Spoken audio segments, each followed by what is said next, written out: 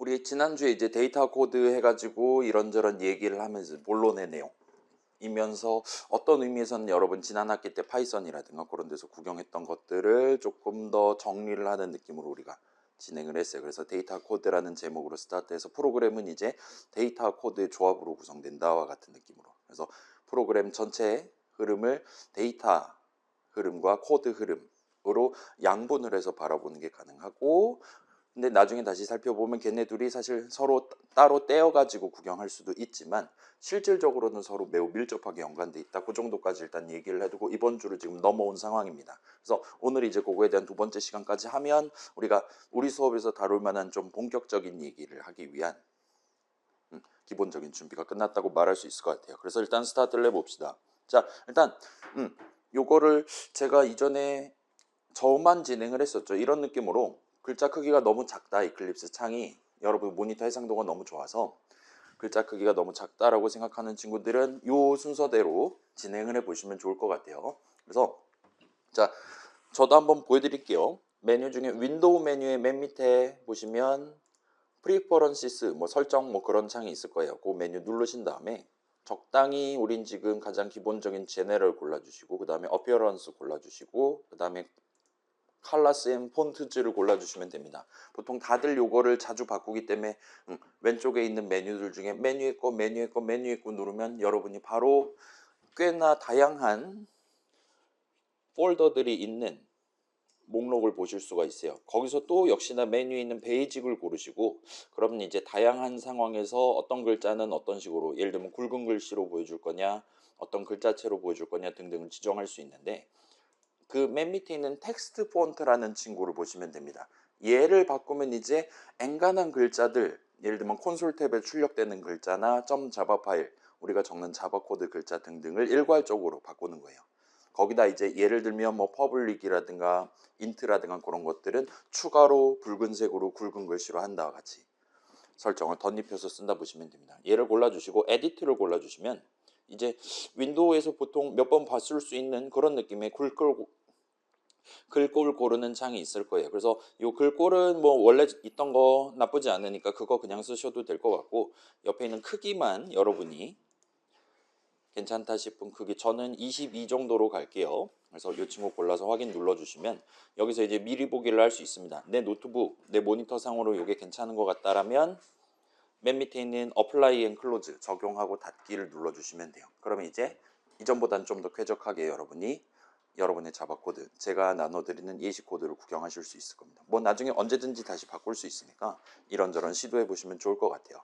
자, 그 다음에 이제 몇몇 친구들이 예를 들면 내가 어제 술 먹고 이클립스 켰다가 패키지 익스플로러를 닫아버렸다라든가 근데 다시 키는 방법을 모르겠다는 친구가 있을 수도 있어요. 제가 이걸 설명했을 수도 있는데, 만약 그런 경우에는 우리 오른쪽 위에 보시면 요거 원래 자바 2라고 돼 있던 거 퍼스펙티브인가 뭔가를 자바로 바꿔서 쓰고 있잖아요. 요 자바 버튼을 우클릭을 하시면 리셋을 하실 수가 있습니다. 요 리셋을 누른 다음에 엔터키 치시면 이제 맨 처음에 그 자바라는 걸 설정했던 그 느낌대로 창들의 위치라든가 크기라든가 원래 닫혀있던 게 다시 열린다든가와 같이 초기화를 시킬 수가 있어요. 그래서 그렇게 한 다음에 다시금 여러분 입맛에 맞게 조정하시면 될 것 같습니다. 그래서 저는 이제 이렇게 스크린으로 띄우니까 저는 다른 창들은 엔간하면 최소화를 시켜두고 필요할 때마다 이런 식으로 열어서 보여드리는 느낌으로 하지 않을까 싶습니다. 그래서 뭐 당연스럽게도 뭐 이클립스 글자체 바꾸는 방법 그런 게 시험에 나오진 않으니까 지금 별표 붙여놨다 봐주시면 좋을 것 같아요. 자, 그래서 우리 데이터 흐름과 코드 흐름으로 나눠서 이것저것 다양한 단어들을 구경을 해봤어요. 일단 데이터 흐름, 우리가 지금 굳이 카카오톡을 켜놓은 이유가 뭐냐, 내 프로그램을 굳이 왜 지금 컨트롤 F10을 누르고 있냐 할 때 보통 그 프로그램 실행의 의의는 데이터 쪽에 있다라고 말할 수가 있습니다. 내가 새로운 메시지라는 중요한 데이터를 열심히 키보드 쳐서 입력한 다음에 최종적으로 상대방 핸드폰에다가 보내기 위해서 우리는 카카오톡이라는 앱을 지금 버튼을 눌러갖고 실행하고 있다고 말할 수가 있어요. 여기서 이제 그 데이터, 일단은 엄청 중요한 는 연산자를 우리가 주목해서 얘기를 했어요. 여러 가지 수식 적는 방법, 더하기 빼기 곱하기 나누기 같은 거 할 수 있는데 그것들 중에 엄청나게 데이터 관점에서 엄청 중요한 는 연산자, 그 다음에 그걸 곁들여서 쓴 수식인 는 수식이 있다라는 걸 얘기를 했습니다. 그래서 걔는 좌항이랑 우항을 우리가 적어요. 좌항 자리에는 이제 어디다가 담을 거냐, 우항 자리에는 뭘 담을 거냐를 각각 지정할 수 있도록 되어 있습니다. 그래서 그런 느낌으로 종합해서 여러분은 수식을 적어가면서 어디다가 뭘 담을 거냐, 내지는 지금 구체적으로 무슨 데이터를 구해야 되냐, 예를 들면 저 사람 나이랑 내 나이랑 뺄셈을 해서 엄청 중요한 나이 차를 구하는 것도 가능했어요. 그래서 어떻게 데이터를 다룰 것이냐 등등을 지정하실 수가 있습니다. 그리고 그 과정에서 우리는 보통은 미리 선언을 적어갖고 도입해둔 my age, your age와 같은 갖가지 이름들을 조합을 해서 그 수식을 적게 됩니다. 자, 그래서 프로그램 안에서 돌아가는 데이터 흐름을 그냥 3단계 정도로 간단히 요약한다면 프로그램 밖에서 새로운 데이터를 획득해요. 그걸 가지고 원래 알고 있던 데이터 등등이랑 조합해서 원래 이 프로그램 실행하려고 했었던 그 목표에 해당하는, 예를 들면 나이 차와 같은 새로운 데이터를 우리가 얼마든지 계산해낼 수 있습니다. 그렇게 한 다음에 그걸 토대로 프로그램 바깥으로 뭔가 메시지를 내보낸다거나 출력한다거나 하게 된다 보시면 좋을 것 같아요. 일종의 택배를 한다 보시면 됩니다. 받아서 요리조리 다루고 그 다음에 다시 출력하는 거예요.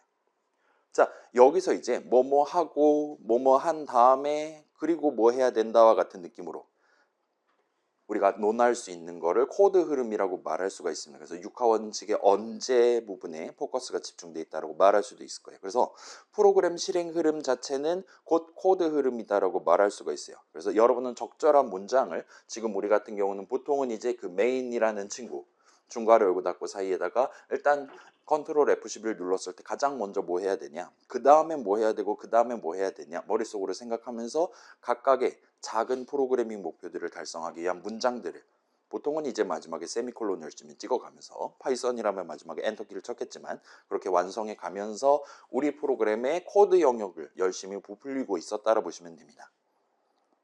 그리고 그런 문장을 적을 때, 그래서 이번에 이런 작업을 해야 되는데 구체적으로 무슨 느낌으로 작업을 해야 되냐, 일종의 디테일을 살리는 느낌으로 여러분이 각 문장의 적절한 자리에 수식을 적는 게 가능하다라는 얘기를 했어요. 그래서 수식, 예를 들면 우리가 while문, if문의 조건식이라든가 등등과 같이 각각의 문장들에는 수식을 적을 만한 적절한 자리가 미리 안배가 되어 있습니다. 아무튼 이런 문장들 우리가 열심히 적어서 기본적인 순차 흐름 아래에서 어떤 문장을 실행하거나 실행하지 않을 수 있게, 또는 이제 우리가 원하는 횟수만큼 실행할 수 있게 해주는 그런 분기 내지 반복 개념을 적용을 할 수 있었습니다. if문, while문을 써봤죠. 자, 그런 실행 흐름이 곧 데이터에 대비되는 코드 흐름이다라고 말할 수 있어요. 그래서 이렇게 놓고 보니까 확실히 두 흐름은 밀접하게 연계가 돼 있다라고 우리가 얼마든지 말할 수 있을 것 같습니다. 자, 그래서 이번 시간에는 이 데이터 코드라는 제목으로 또다시 3시간을 우리가 가져가 보려고 하고 있어요. 이렇게 두 흐름을 구사하는 능력을 살짝 더 확장해서 쓸 수 있을 법한, 사실은 여러분이 이미 자주 써본 적 있는 방안 하나를 같이 한번 좀 더 조명을 해서 구경을 해보려고 하고 있습니다. 그래서 간단한 실습을 먼저 준비해 왔어요. 그거 살짝 진행해 보고 정리 슬라이드 구경하고 오늘 후반부에는 최종 목표를 하나를 마련을 해놨습니다. 그래서 그걸 여러분들이랑 도전하고 시간 되는 대로 도전해보고 그 다음에 퇴근을 하려고 하고 있어요. 일단 그 정도로 봐주시면 좋을 것 같고, 자, 그래서 바로 한번 시작을 해봅시다. 그 LMS에 있는 압축 파일, .zip 파일 다운로드 하셨다면 그 친구를 준비해 둔 채로 이클립스 켜서, 자, 제가 미리 준비해 놓은 자바 프로젝트 압축되어 있는 거를 여러분의 이클립스에 임포트를 하는 방법을 이제 소개를 해드릴게요. 이 임포트 수입이잖아요. 파이썬에서 임포트 타임하고 엔터 쳐본 적 있잖아요. 그런 거랑 비슷한 느낌의 단어라고 봐주시면 좋을 것 같습니다. 그래서 임포트 하는 방법 이렇게 돼 있는데, 얘도 역시나 저 지금 임포트 해야 되니까 일단은 제 이클립스로 한번 같이 보여드릴게요. 그래서 우리 왼쪽에 패키지 익스플로러 있잖아요. 안 보인다면 이제 리셋해서 다시 열어주시면 됩니다. 그럼 이제 우리가 이제까지 만들었던 자바 프로젝트들이 이렇게 예쁘게 나열되어 있고 아직 밑에 빈칸이 좀 있을 거예요. 그 빈칸 부분을 오른쪽 클릭을 하시면, 오른쪽 클릭하시면 이런 느낌으로 뭔가 비행기가 착륙하는 것 같은 아이콘에 임포트 메뉴가 있는 걸 볼 수 있어요. 그 밑에 익스포트도 있는 것 같긴 합니다. 임포트를 눌러주세요. 누르면 이런 느낌으로 이클립스가 워낙 다양한 것들을 할 수 있다 보니까 임포트하는 방법도 무궁무진합니다. 그렇긴 한데 우린 지금 노멀 자바를 쓰고 있으니까 메뉴에 있는 제네럴을 골라주시고, 그 다음에 제가 만든 다음에 이제 익스포트를 해둔 자바 프로젝트를 여러분의 이클립스에 추가하는 거니까 요 existing 어쩌고 저쩌고 존재하는 프로젝트를 여러분의 워크스페이스로를 의미하는 두 번째 거를 골라주세요. 제너럴의 두 번째 겁니다. 적당히 더블 클릭하든가 하면 이제 어떻게 어디서 임포트 해올 거냐를 물어보는데 우리는 압축 파일에서 가져올 거예요. select 아카이브 파일 골라주시고 오른쪽 보시면 찾아보기 버튼이 있을 거예요. 요거 누르시고 지금 저는 바탕화면에 던져놨으니까 바탕화면에 어딨냐? 지금 잘은 모르겠지만 점집으로 되어 있는데 아마 문제 없을 겁니다. 이 친구를 골라주세요. 자, 여러분이 성공적으로 골랐다면 그 밑에 그 압축 파일에 들어있었던 자바 프로젝트들 목록이 뜹니다. 그 다음에 아마도 여러분 지금 처음 임포트 하는 거니까 이게 체크박스가 체크가 돼 있을 거예요. 그러면 그대로 내비둔 채로 체크되어 있는 채로 바로 그냥 엔터키를 강타하셔서 피니쉬를 하시면 됩니다. 엔터 강타하시면 이런 느낌으로 여러분의 패키지 익스플로러에 제가 미리 준비해둔 자바 프로젝트 4주차 예시가 보이는 걸 확인하실 수 있을 거예요. 자, 근데 이제 몇몇 친구들은 이제 저 보시면 지금 임포트 성공했고 뭐 오류라든가 그 마커라든가 느낌표라든가 그런 거 전혀 없이 깔끔하게 지금 돼 있는데 몇몇 친구들은 지금 방금 임포트한 4주차 예시 폴더에 이런저런 빨간색 표시가 지금 돼 있는 걸 확인하실 수 있을 거예요. 이게 이번 이클립스가 조금 뭔가 좀 잔망스러운 느낌인지 우리가 지금 23이라고 적혀 있는 친구가 있고 다른 거 적혀 있었던 친구들도 있고 그랬던 것 같아서 요거를 살짝 우리가 보정을 조금 해줄 필요가 있을 거예요. 자, 지금 이게 느낌표라든가 빨간색 그 X마크가 안 떠 있으면은 지금 제가 설명하는 건 안 해도 됩니다. 그게 지금 떠 있다면 요 방금 임포트한 프로젝트 폴더를 우클릭을 하시면 이런 느낌으로 빌드 파스라고 적혀 있는 메뉴를 고르시고 컨피규어 빌드 파스를 골라주세요. 그러면 뭔가 암흑의 선택을 할 수 있는 메뉴가 뜹니다. 여기서 우리가 라이브러리스 이거 막 책들 쌓여 있는 그거 느낌이잖아요. 아이콘. 이거 누르시면 지금 JR 뭐 자바 SE 23 이런 느낌으로 있는 걸 보실 수가 있어요. 이 친구를 고른 다음에 에디트를 골라주세요. 그러면 이제 그 우리 새로운 자바 프로젝트 만들 때 어쩌고 저쩌고 했었던 그 세 가지 동그라미 박혀 있는 그 창이 뜹니다. 여기서 맨 위에 거를 일단 고르시고 여기서 저 같은 경우는 지금 전부 다 JRE 이런 식으로 나오는 걸 볼 수 있는데 자, 여러분 같은 경우 몇몇 친구들은 여기에 언바운드라고 지금 적혀 있는 걸 구경해 보실 수도 있어요. 만약에 그렇다면 여기까지는 언바운드고 예를 들면 21부터는 언바운드가 안 붙어 있거나 17부터는 언바운드가 안 붙어 있거나 할 겁니다, 보통. 그러면 언바운드가 안 붙어 있는 것 중에 제일 위에 있는 걸 골라주시면 적당할 것 같아요. 저 같은 경우는 23이 그런 상황이고 예를 들면 내가 17이 지금 가장 언바운드가 아닌 것 중에 가장 높은 버전이다. 그러면 17을 골라서 피니시해서 연타를 해서 나가주시면 됩니다. 그래서 저는 23이고 피니시 한 다음에 어플라이 앤 클로즈 하시면 아마도 느낌표라든가 마커가 사라질 거예요. 그 다음에 몇몇 친구들은 이제 임포트가 잘 안 되는 상황이 아마 발생할 수 있습니다. 제가 한번 보여드릴게요. 내가 이 예시가 망했어요. 그래서 얘를 날려버리고 다시 하려고 예를 들면 그 국민 단축키 딜리트 있잖아요. 딜리트를 누르고 엔터를 쳐서 패키지 익스플로러에선 지금 저 프로젝트가 날아간 상태입니다.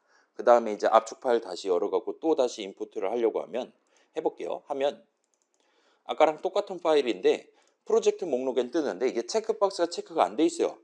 아무리 눌러도 체크가 안 됩니다.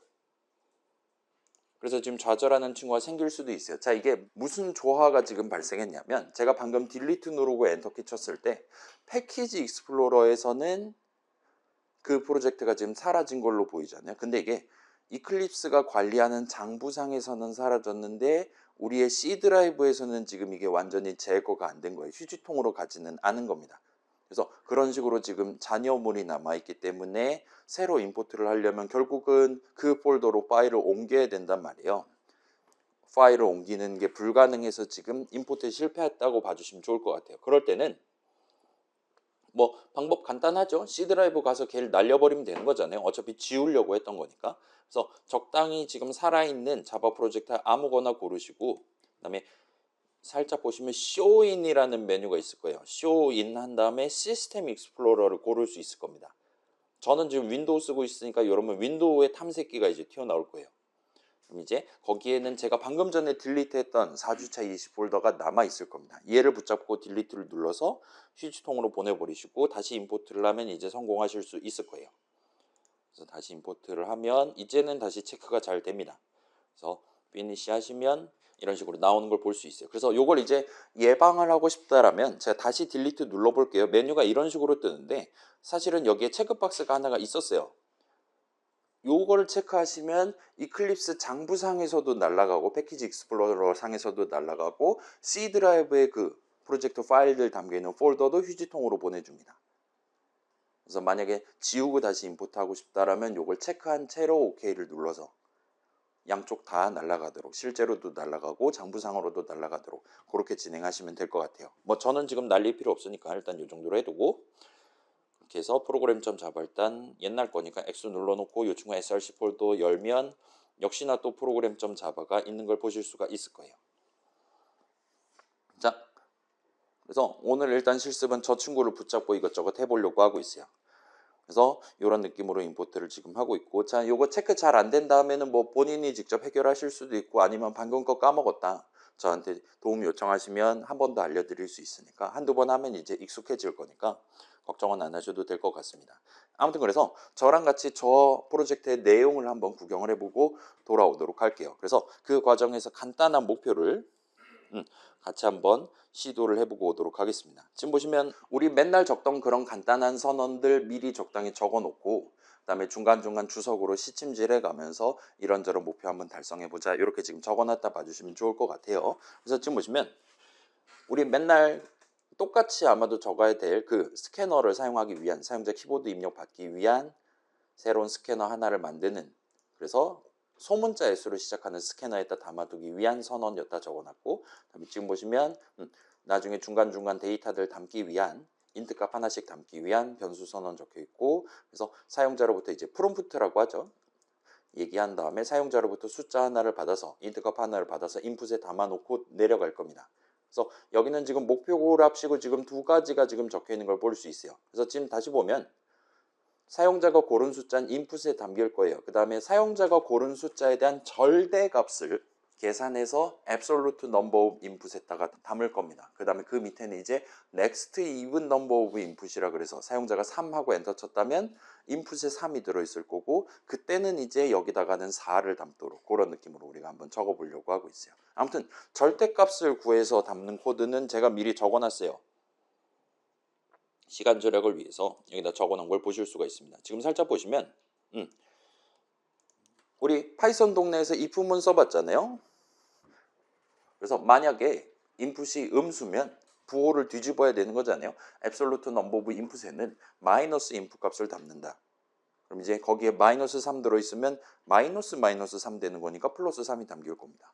그 다음에 그렇지 않다면 에 해당하는 거죠. 이 부분의 else 부분은. 그래서 인풋이 0이거나 0이 담겨 있거나 양수가 담겨 있다면 그럴 때는 더하기 인풋 값을 담을 겁니다. 여기서 더하기 인풋은 의미 관점에서 만약에 마이너스 3이 담겨 있었다면 플러스 마이너스 3이 되니까 따라서 그냥 마이너스 3을 담는 거예요. 뭐 지금은 그런 케이스가 없겠지만 그래서 0이 담겨 있다면 플러스 0 담을 거고 3이 담겨 있었다면 플러스 3을 담을 겁니다. 따라서 지금 보시면 얘도 연산자란 말이에요. 단항 마이너스 단항 더하기 연산자입니다. 그래서 단항 빼기 연산자는 부호를 뒤집는 연산자예요. 뭐 전문 용어로 니게이트라고 뭐 그런 식으로 부를 수도 있을 것 같아요. 정밀한 의미는 아니지만. 그리고 이 단항 더하기 연산자는 단항 마이너스 연산자의 대칭이 되는 느낌으로 만들어 둔 거고 얘는 의미 관점에서 부호를 바꾸지 않는 연산자라고 보시면 돼요. 따라서 아무 일도 일어나지 않는 연산자입니다. 사실상.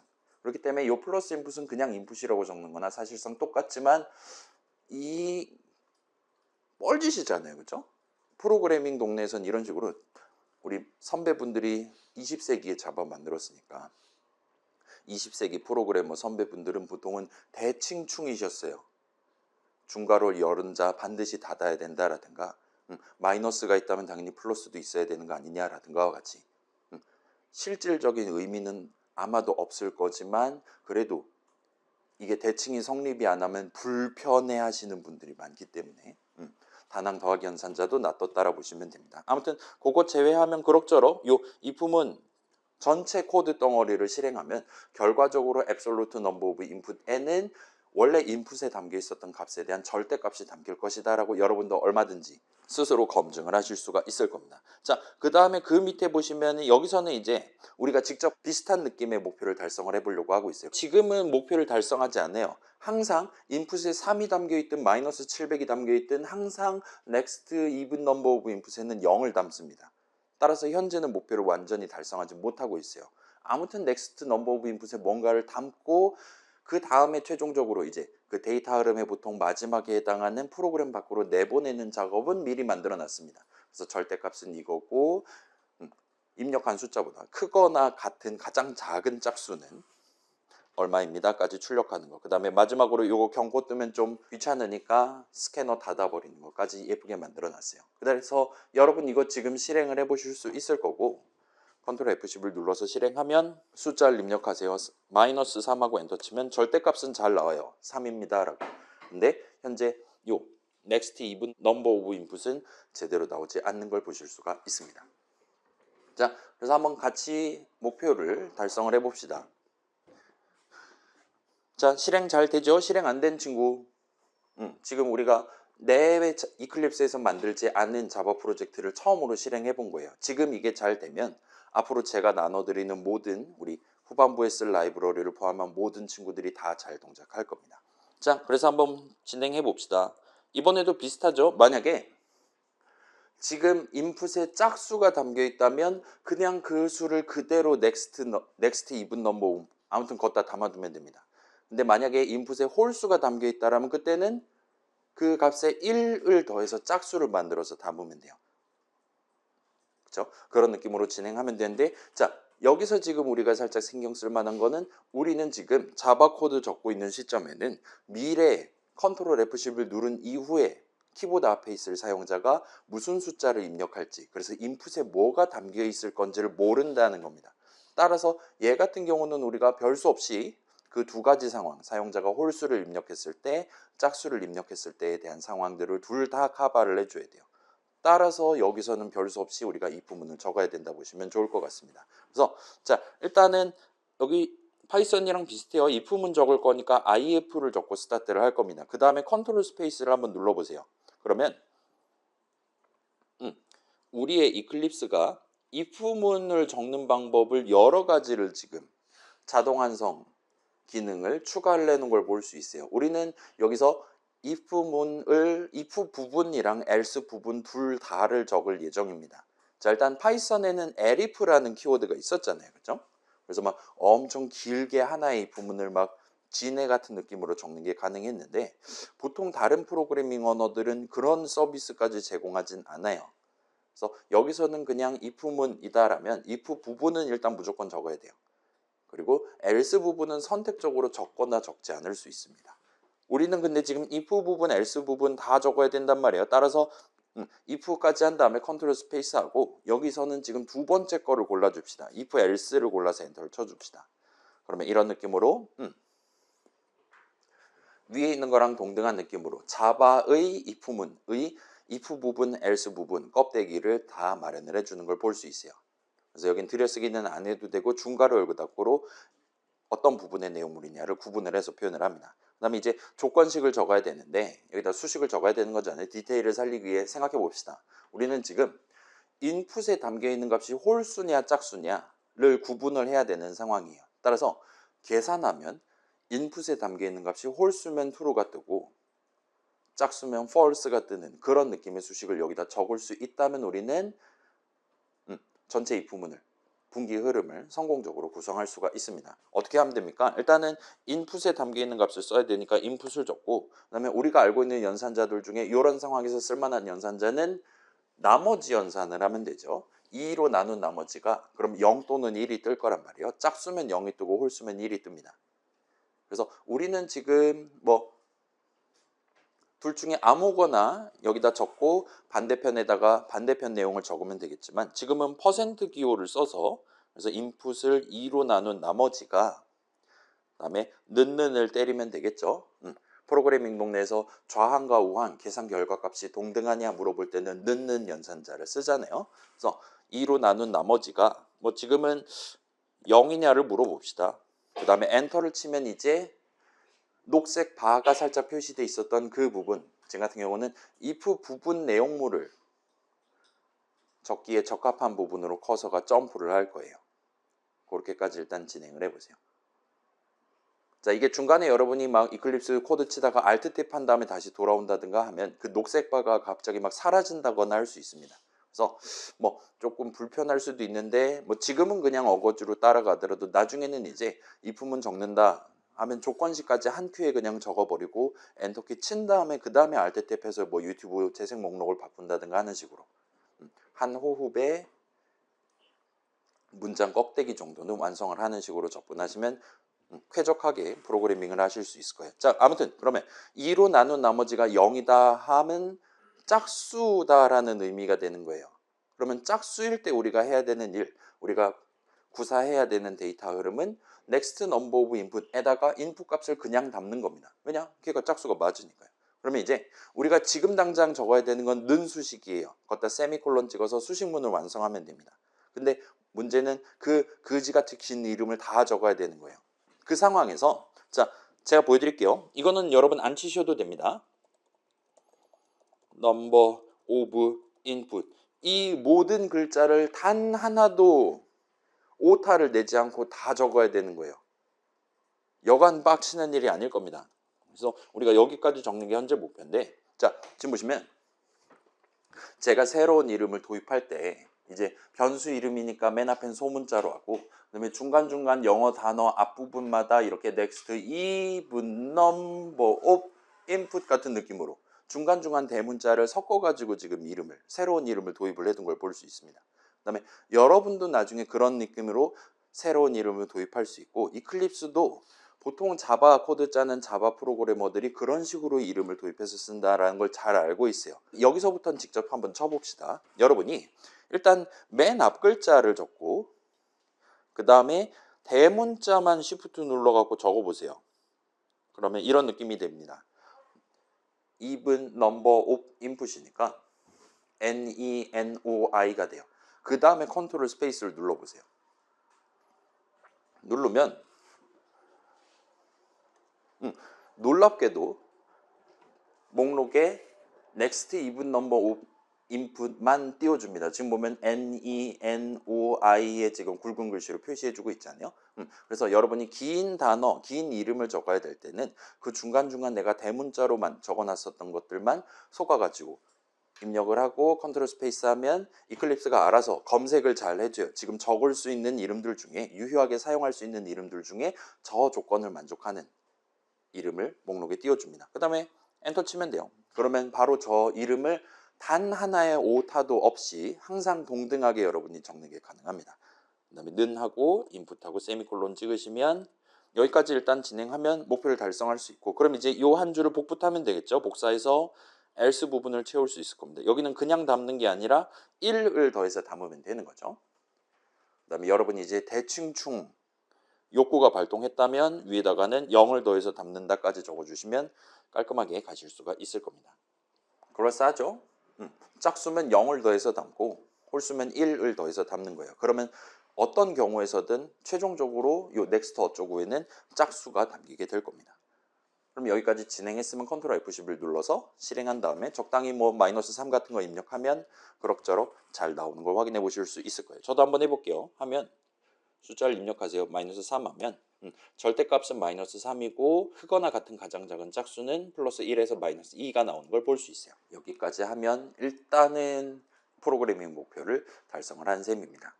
돌아와서 보면 자, 여러분 그 이름 첫 글자랑 중간중간 대문자만 적고 컨트롤 스페이스 하면 알아서 잘 골라줄 거예요. 우리 스캐너 할 때도 대충 비슷한 느낌이었다 보시면 됩니다.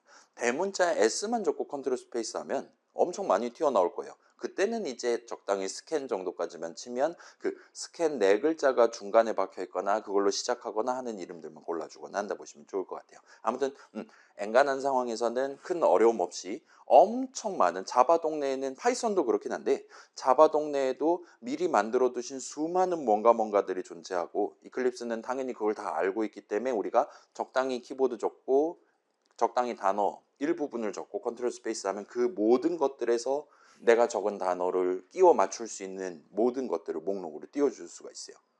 그렇긴 한데 뭐 중간중간 대문자 섞으면 말이 안 되는 이상한 영어 표현이 나오는 거잖아요. 그런 상황에선 거의 100% 확률로 지금 당장 여러분이 쓸만한 적절한 거 하나를 골라줄 겁니다.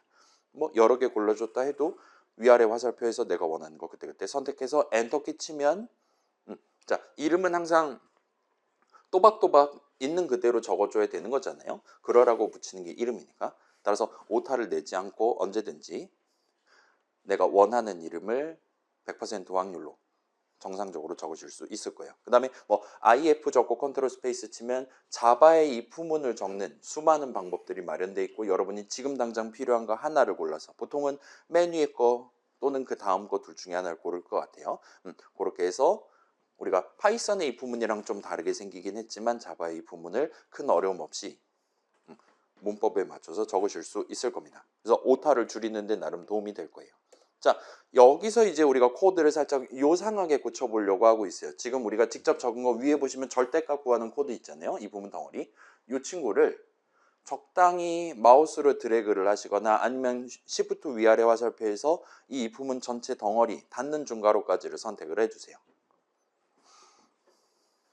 그렇게 선택한 다음에 단축키를 하나를 소개를 해드릴게요. Alt, Shift, M을 한번 눌러보세요.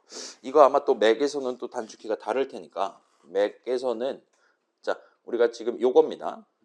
이 친구를 골라서 오른쪽 클릭을 하시고 리팩터라는 메뉴를 고르신 다음에 요 Extract Method라는 친구를 골라주시면 돼요. 선택하고 우클릭해서 리팩터에 Extract Method를 골라주시면 됩니다. 일단 윈도우 같은 경우는 단축키가 Alt, Shift, M이에요. 자주 쓰는 건 아니라서 양손으로 쳐야 될 겁니다. 누르시면 이런 느낌으로 Extract Method라는 이름의 창이 뜰 거예요. 그 다음에 여러분들한테 그 메서드인가 뭔가의 이름을 지금 입력하라고 얘기를 하는 걸 보실 수가 있습니다. 그래서 이런 창이 뜨면 성공이고 자 메서드 네임 부분에 지금은 일단 대충 요 정도로 쳐봅시다. 대문자 G, A, N 이 중간에 껴있는 get absolute number라고 한번 적어보세요. 그러면 아마도 밑에 경고창이 하나가 뜰 거예요. 이게 근본 없는 이름이다. 자바에서 이런 식으로 이름 쓰지 않는다. 라고 얘기하는데 그냥 무시하고 엔터 쳐서 OK 버튼 눌러주셔도 됩니다. 그리고 여기는 지금 여러분이 새로운 이름을 정하는 거란 말이에요. 마치 선언에서 int 넘버 세미콜론 할 때 넘버라는 새로운 이름을 도입하듯이 잘은 모르겠지만 새로운 메서드의 이름을 정하는 거니까 자동 완성에 도움을 받을 수는 없어요. 그래서 조금 신경 써서 한번 철자 체크 잘 해가면서 적고 다 됐다 싶으면 엔터키를 한번 쳐보세요. 그러면 놀랄 만한 변화가 발생하는 걸 구경해 보실 수 있을 겁니다. 자, 저도 한번 해볼게요. 그래서 get absolute number 하고 엔터를 치면 어떤 느낌이 되냐? 자, 근본 없는 이름이라고 하지만 엔터 또 치면 이런 느낌으로 자, 제가 아까 전에 이 품은 덩어리를 선택하고 있었거든요. 이 품은 덩어리가 적혀있던 줄은 지금 는 수식이 적혀있는 마지막 세미콜론으로 완성해둔 수식문으로 치환이 된 걸 볼 수 있습니다. 그래서 보면 지금 absolute number of input에다 뭔가를 담는데요. 뭘 담을 거냐? get absolute number 괄호 열고 input 괄호 닫고 같은 느낌으로 되어 있는 걸 볼 수 있어요. 함수 출식 같은 그런 느낌이죠. input 괄호 열고 닫고 scanner.next인데 괄호 열고 닫고 그런 느낌이잖아요. 일단 이렇게 지금 축약이 된 걸 볼 수 있습니다. 그리고 자 이거 저만 해볼게요. 지금 제가 여기서 컨트롤 F10을 누르잖아요. 그러면 -3 엔터 치면 지금 아까 전 버전 이 품은 적혀있던 버전이랑 완전히 동등하게 지금 프로그램이 실행되는 걸 볼 수 있어요. 데이터 흐름도 동등하게 발생하고 코드 실행 흐름도 동등하게 순서대로 잘 발생하고 있는 것 같아요. 그래서 결과적으로 -3 엔터 쳤을 때 절대값은 3이고 어쩌고 저쩌고는 -2가 잘 나오는 것 같습니다. 그래서 사실은 이 친구는 if 문을 요 단순한 수식문 하나로 축약을 해둔 거에 더해서 스크롤을 조금 내려가시면 이런 느낌으로 아까는 없었던 뭔가 덩어리 하나, 코드 덩어리 하나를 본인이 직접 자동 완성해서 적어준 걸 볼 수 있어요. 그래서 아까 우리가 선택했던 이 부분은 요 가운데에 살짝 들어가 있고, 지금 보시면 위에 뭔가 껍데기, 요거 메인 어쩌고 저쩌고 할 때랑 비슷한 느낌이죠. 중괄호 열고 닫고 돼 있고, 이 부분 위에는 지금 선언이 하나 적혀 있어요. 이 부분 아래는 지금 리턴 어쩌고 해서 리턴문이 지금 적혀 있는 걸 볼 수가 있습니다. 그래서 뭔가를 거대한 자동 완성을 지금 해놨다 보시면 좋을 것 같아요. 아무튼 요 안에 지금 이 부분이 잘 들어있고, 지금 우리가 추론하기로는 아마도 지금 옮겨둔 다른 중괄호 안에 옮겨둔 이 부분은 전체 컨트롤 F11 눌러서 프로그램 실행하는 동안 한 번 실행됐을 것이다 라고 아마 유출을 할 수 있을 겁니다. 일단 그 정도까지 해둔 상태에서 다시 슬라이드로 돌아가서 설명을 이어서 진행을 해볼게요.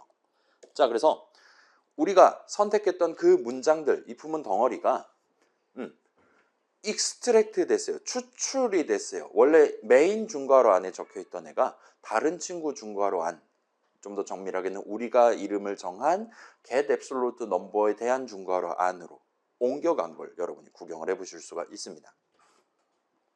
그리고 그 문장들, 이 부분 덩어리가 원래 적혀있던 자리에는 는 수식에 세미콜론 찍은 수식문 하나를 대신 지금 적어놓은 걸 볼 수 있어요.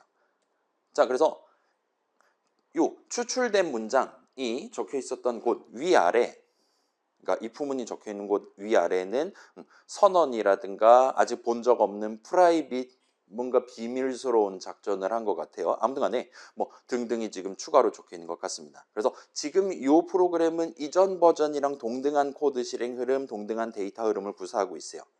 따라서 그걸 토대로 역으로 우리가 생각해보면 이클립스가 굳이 안 적어도 되는 걸 요런 데다가 사족 같은 느낌으로 적었을 것 같진 않단 말이에요. 그 친구는 가급적이면 반드시 필요한 거, 언제 필요한 거? 프로그램 이전 버전과 완전히 동일한 흐름을 발생시키기 위해 반드시 필요한 것 위주로 우리의 추출된 이 부분 위아래에다가 추가적인 내용을 적어놨을 거다라고 여러분이 생각을 할 수가 있을 겁니다. 그래서 살짝 여기서 정리를 하면, 우리 지금 새로운 단어 메서드라는 친구가 튀어나왔잖아요.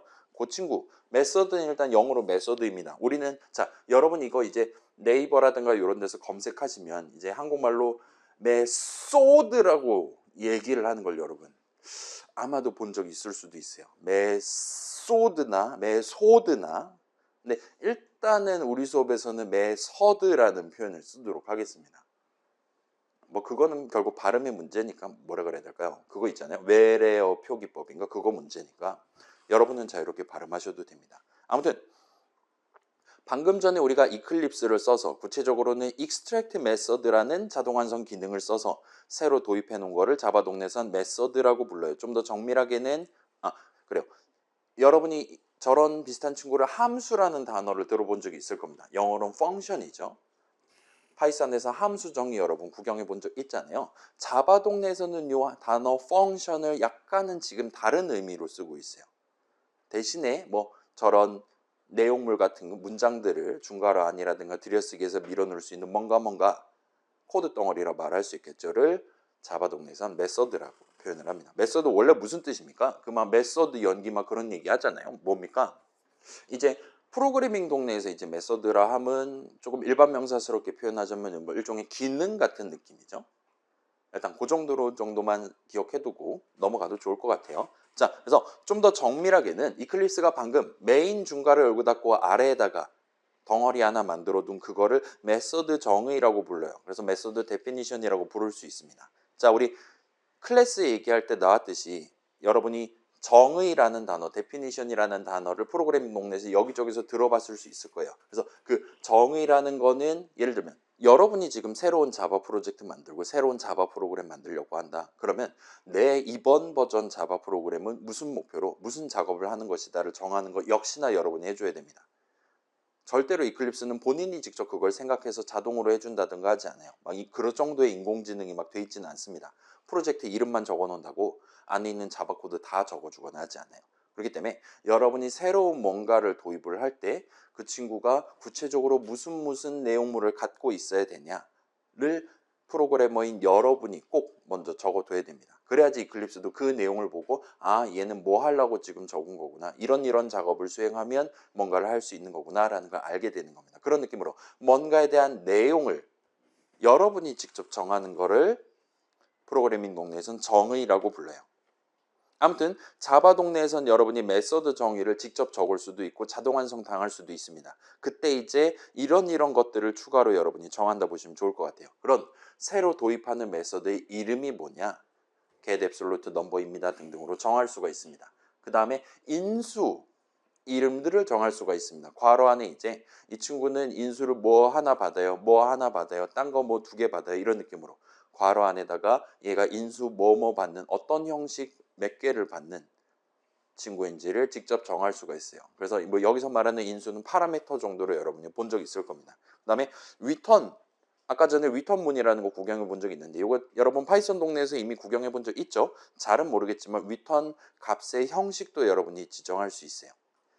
조금 이따 다시 한번 설명해 볼게요. 그 다음에 중괄호 열고 닫고 한 다음에 그 메서드의 내용물 문장들 내지는 선언들을 적어두는 게 가능합니다. 그래서 자 방금 자동 완성 당했던 메서드 정의 긁어와 봤어요. 이걸 보면 자 지금 보시면 이 메서드 정의 첫 줄에 엔간한 내용들이 일단 다 들어 있습니다. 새로운 메서드의 이름은 get absolute number고요. 그다음에 이 친구는 int 값을 하나를 받고 작업을 수행하는 친구예요. 그래서 요 괄호 안에 있는 얘만 딸랑 떼갖고 보면 맨 뒤에 세미콜론을 안 찍었을 뿐이지 선언이랑 비슷한 느낌으로 돼 있다 보시면 됩니다. 새로운 인수 이름은 input이고요. 걔는 int 형식 변수 이름이에요. 지금 같은 경우는 인수 이름이에요 라고 지정한 거라고 보실 수가 있어요. 그 다음에 요 메서드 이름 왼쪽에도 역시나 int라고 지금 세 글자가 적혀 있는 걸 보실 수 있고 얘는 이제 최종적으로 요 내용을 실행한 다음에 나한테 int 값을 하나를 던져주는 친구다. 그래서 좀 더 포멀하게 얘기하면은 요 메서드의 리턴 형식은 int다라고 지금 적어놨다 보시면 됩니다. 딴 거 주고 싶다? int 말고 딴 거 적어두면 되는 거예요. 플로우 같은 거 적어둘 수 있는 겁니다. 스트링도 적어둘 수 있을 거고요.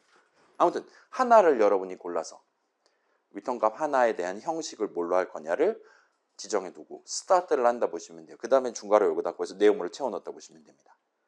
자 그래서 지금 내용물 문장들이 있고 그 위에는 이제 요 메서드 정의 중괄호 안에서 사용할 새로운 이름에 대한 선언도 얼마든지 적을 수 있다라고 봐주시면 좋을 것 같아요. 그래서 요 메서드 get absolute number는 현재 큰 규모에서 본다면 문장 2개로 구성되어 있는 거야. if문 덩어리 하나랑 맨 밑에 return 문이라고 부르는 거 하나랑 있는 겁니다. 자 그래서 지금 굳이 설명 안 한 저 private 사적이라는 뜻이잖아요. 그렇죠? 이클립스와 나와의 비밀 친구가 된 겁니다. 저거는 일단 그러려니 해둡시다. 그 다음에 지금 여기저기 static이라는 단어가 지금 사실 보면 위에도 메인 어쩌고에 static이 붙어 있긴 한데 이 두 친구는 일단은 지금은 그러려니 합시다. 자, private는 그렇다 치고 static은 무슨 뜻입니까, 여러분? static 어디서 들어봤습니까? 그죠? 여러분 그 롤에서 그거 있잖아요. 번개빵 하는 그런 단검을 static 단검이라고 부르잖아요. 정전기라고 얘기하는 거죠. 그래서 그런 정이라고 한자로 표현할 만한 그런 느낌이라고 일단은 생각해 주면 좋을 것 같은데 사실 걔랑은 큰 의미는 없어요. 약간 좀 역사적인 의미가 들어있는 단어라고 봐주시면 좋을 것 같고 지금은 일단은 그러려니 합시다. 자 스크롤 좀 올리면 우리 메인이라는 메서드에 대한 메서드 정의도 있었어요. 그리고 그 메인이라는 메서드 정의 첫 줄의 왼쪽에도 지금 static이라는 게 예쁘게 붙어 있는 걸 보실 수가 있습니다. 그리고 거기는 지금 프라이빗이라는 이름은 안 붙어 있는 것 같기는 한데 일단은 뭐 이 동네에서는 대충 그런 거 자주 적나보다 하고 넘어가도록 합시다. 자 그러면 지금 2개 세트를 다 들고 와 볼게요. 하나는 원래 if문 적혀있던 자리에 대신 치환되어 있는 수식문입니다. 거긴 는 수식이 적혀있고 는 오른쪽에는 우리가 정한 메서드에 대한 메서드 이름이랑 괄호 열고 닫고가 돼 있어요. 그 다음에 자동 완성당한 메서드 정의입니다. 그래서 요 수식문이 실행되는 시점에 결과적으로 는 수식을 계산할 거란 말이에요. 그 다음에 요 는 수식 계산할 때 일단 먼저 자 얘 지금 는 수식이잖아요. 어디다가 뭘 담을 거냐입니다. 좌항우항이. 그러면 일단 먼저 뭘 담을 거냐를 먼저 다뤄야 될 거예요. 그리고 요 수식문이 실행되는 시점에는 당연히 요 위에 있는 문장에 대한 실행이 끝난 이후 시점입니다. 요 위에는 지금 그 사용자한테 숫자를 입력하세요 얘기한 다음에 사용자로부터 숫자 하나 받아서 인풋에다가 담아 놓은 시점이에요.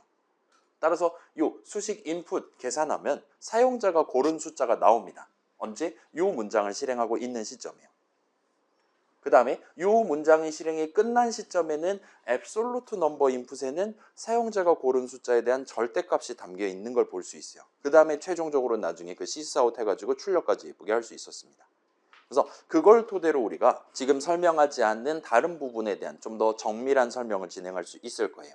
자, 그래서 이는 곧 요 는 수식 우항 자리에 적어놓은 저 수식 get absolute number 메서드 이름 적고 괄호 열고 닫고 한 다음에 괄호 안에 수식 인풋을 적어놓은 이 복잡한 수식이 결과적으로 계산하면 인풋 값에 대한 절대값이 나오는 수식으로서 지금 적혀 있다라고 말할 수가 있습니다. 지금 그럴 수밖에 없죠. 열심히 좁히고 나니까 절대값을 구하는 건 결국 저 수식을 계산하는 거로 지금 축약돼 있는 거예요. 자, 아무튼 이런 느낌으로 메서드 이름 적고 괄호 열고 닫고 연산자라고 말할 수 있을 것 같아요. 아무튼 괄호 열고 닫고를 써서 구성해둔 수식을 메서드 호출식이라고 부를 수가 있습니다. 여기서의 호출은 영어로 call 정도가 될 것 같아요. 아무튼 그런 느낌의 수식입니다. 아까 전에 메서드 정의라는 거 살짝 얘기했었죠. 프로그래밍 논에서 정의는 뭔가에 대한 내용을 프로그래머 본인이 직접 정하는 겁니다. 그래서 get absolute number라는 새로운 메서드는 이런 느낌의 친구야 라고 메서드 정의를 적어둘 수 있어요. 그 다음에 지금 새로 등장한 게 수식의 일종의 메서드 호출식을 지금 설명하고 있다고 보시면 됩니다. 이 둘을 연계해서 우리가 구경할 수 있을 거예요. 자, 메서드 호출식을 적을 땐 여러분 괄호 안에 다른 수식을 적는 게 얼마든지 가능합니다. 그래서 그 메서드를 호출하는 뭔가 과정에서 각각의 인수 자리, 지금 같은 경우는 인수 인풋 자리에 어떤 값을 담을 거냐를 지정하기 위한 수식을 적을 수가 있어요. 그래서 이제 인수라고 한국말로 그냥 퉁쳐서 표현하는 거를 영어 동네에서는 단어를 두 개로 구분을 해서 씁니다. 파라미터랑 아규먼트예요.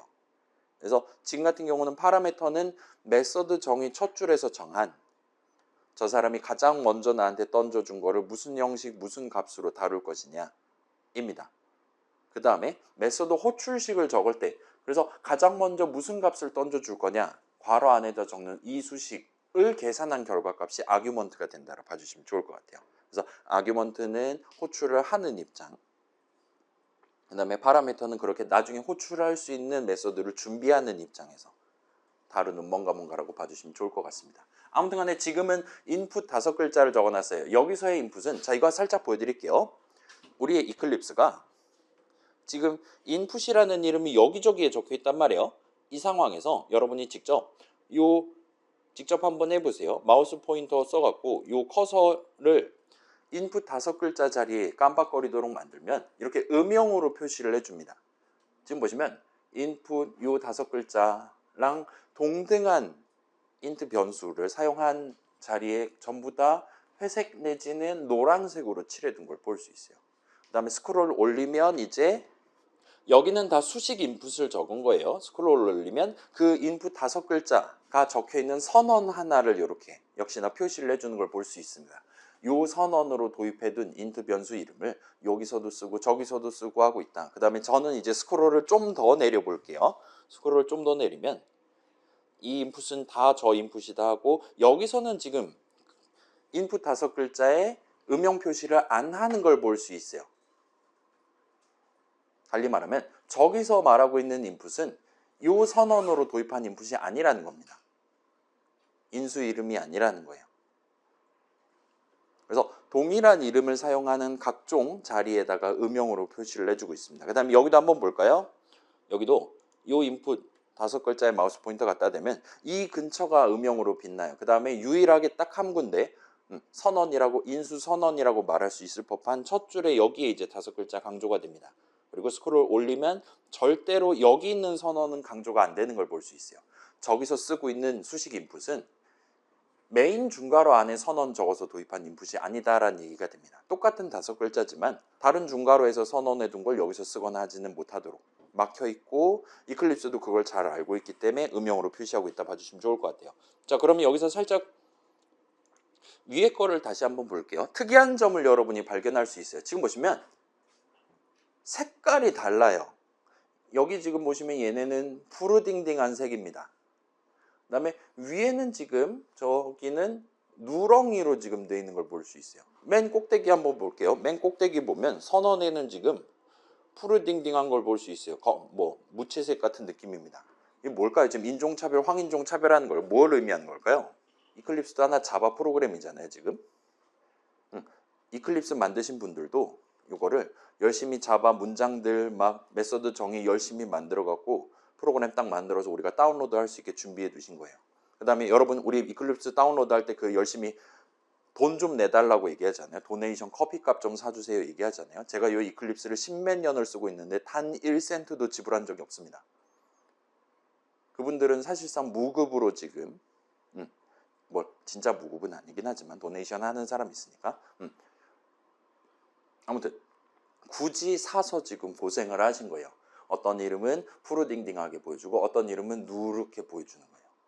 그럼 그 이유가 뭐냐를 우리가 역으로 유추할 수 있을 겁니다. 일단 아마도 이게 지금 프로그래밍 동네에서 자바 코드 짜는 사람들이 이 두 가지를 구분해서 보면 좀 더 편할 것 같다라고 생각해서 서비스를 해주신 거겠죠. 그러면 무슨 기준으로 지금 어떤 건 노란색 어떤 거는 푸른색으로 표시를 하고 있냐라는 질문을 할 수 있는 겁니다. 자, 여러분의 의견은 어떻습니까? 왜 얘는 노란색이고 위에 있는 애 아래에 있는 애들은 푸른색일까요? 그죠? 자, 우리 요 인트 변수는 결국 데이터를 다루기 위해서 도입하는 이름이잖아요. 데이터를 다룬다라는 건 그 인트 변수 본인의 입장에서 보면 여기다가 새로운 값을 담거나 아니면 담아둔 값을 꺼내서 쓰는 겁니다. 그래서 리드라이트 같은 느낌이죠. 자, 그걸 토대로 보면 요 부분에서 인풋 5글자는 여기다 값을 담는 상황이에요. 다른 곳들은 지금 담겨있는 값을 꺼내서 쓰는 입장입니다. 인풋에 담겨있는 값을 꺼내서 get absolute number 호출할 때 써먹겠다. 내지는 밑에도 비슷하죠. 인풋에 담겨있는 값을 꺼내서 2로 나눈 다음에 나머지를 구해요. 아니면 더하기 0을 할 거예요. 더하기 1 할 거예요와 같은 느낌으로 데이터 보시면 돼요.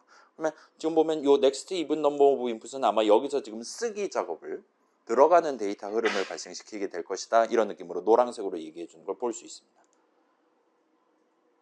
그래서 여기도 지금 요 선언을 가지고는 인풋 자리에 뭔가를 추가로 담겠다라고 우리가 얘기를 하지 않고 있다 보시면 돼요. 만약에 제가 이건 저만 적어 볼게요.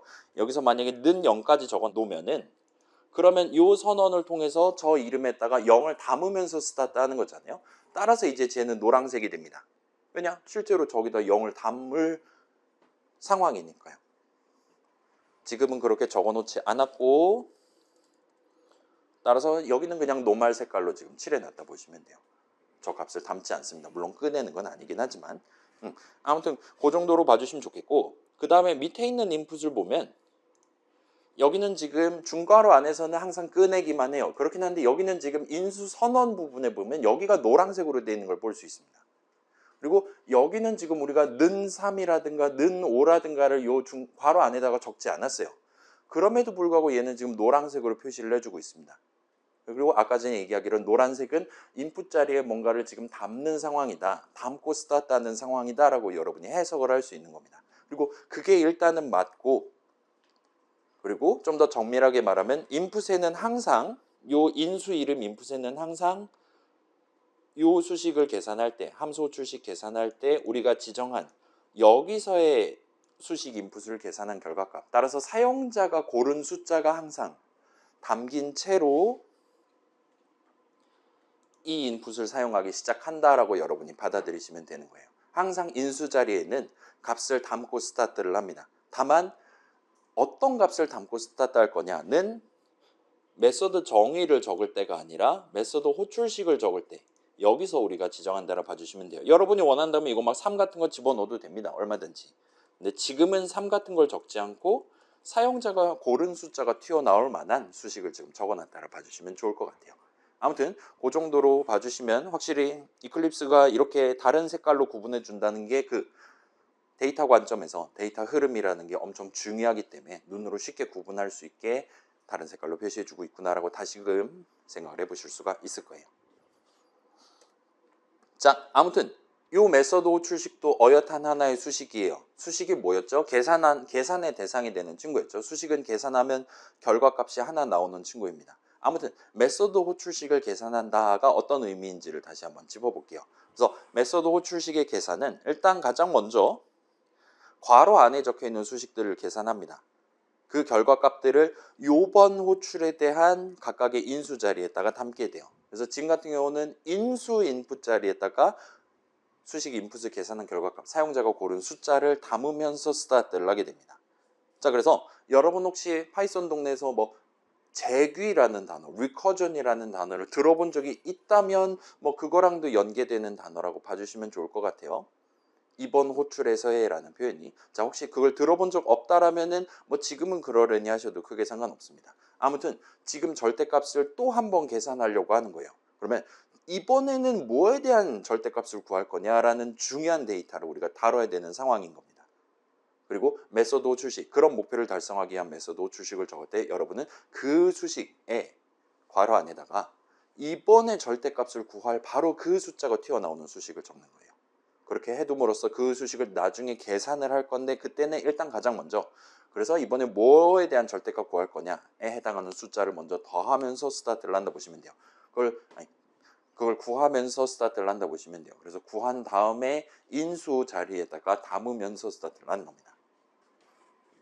아무튼 얘는 이 정도로 해두면 될 것 같고, 그 다음에 그럼 이제 인수 인풋 자리에 사용자가 고른 숫자를 담은 채로 우리가 메소드 정의 중괄호 안에 적어둔 문장들을 실행을 시작을 합니다.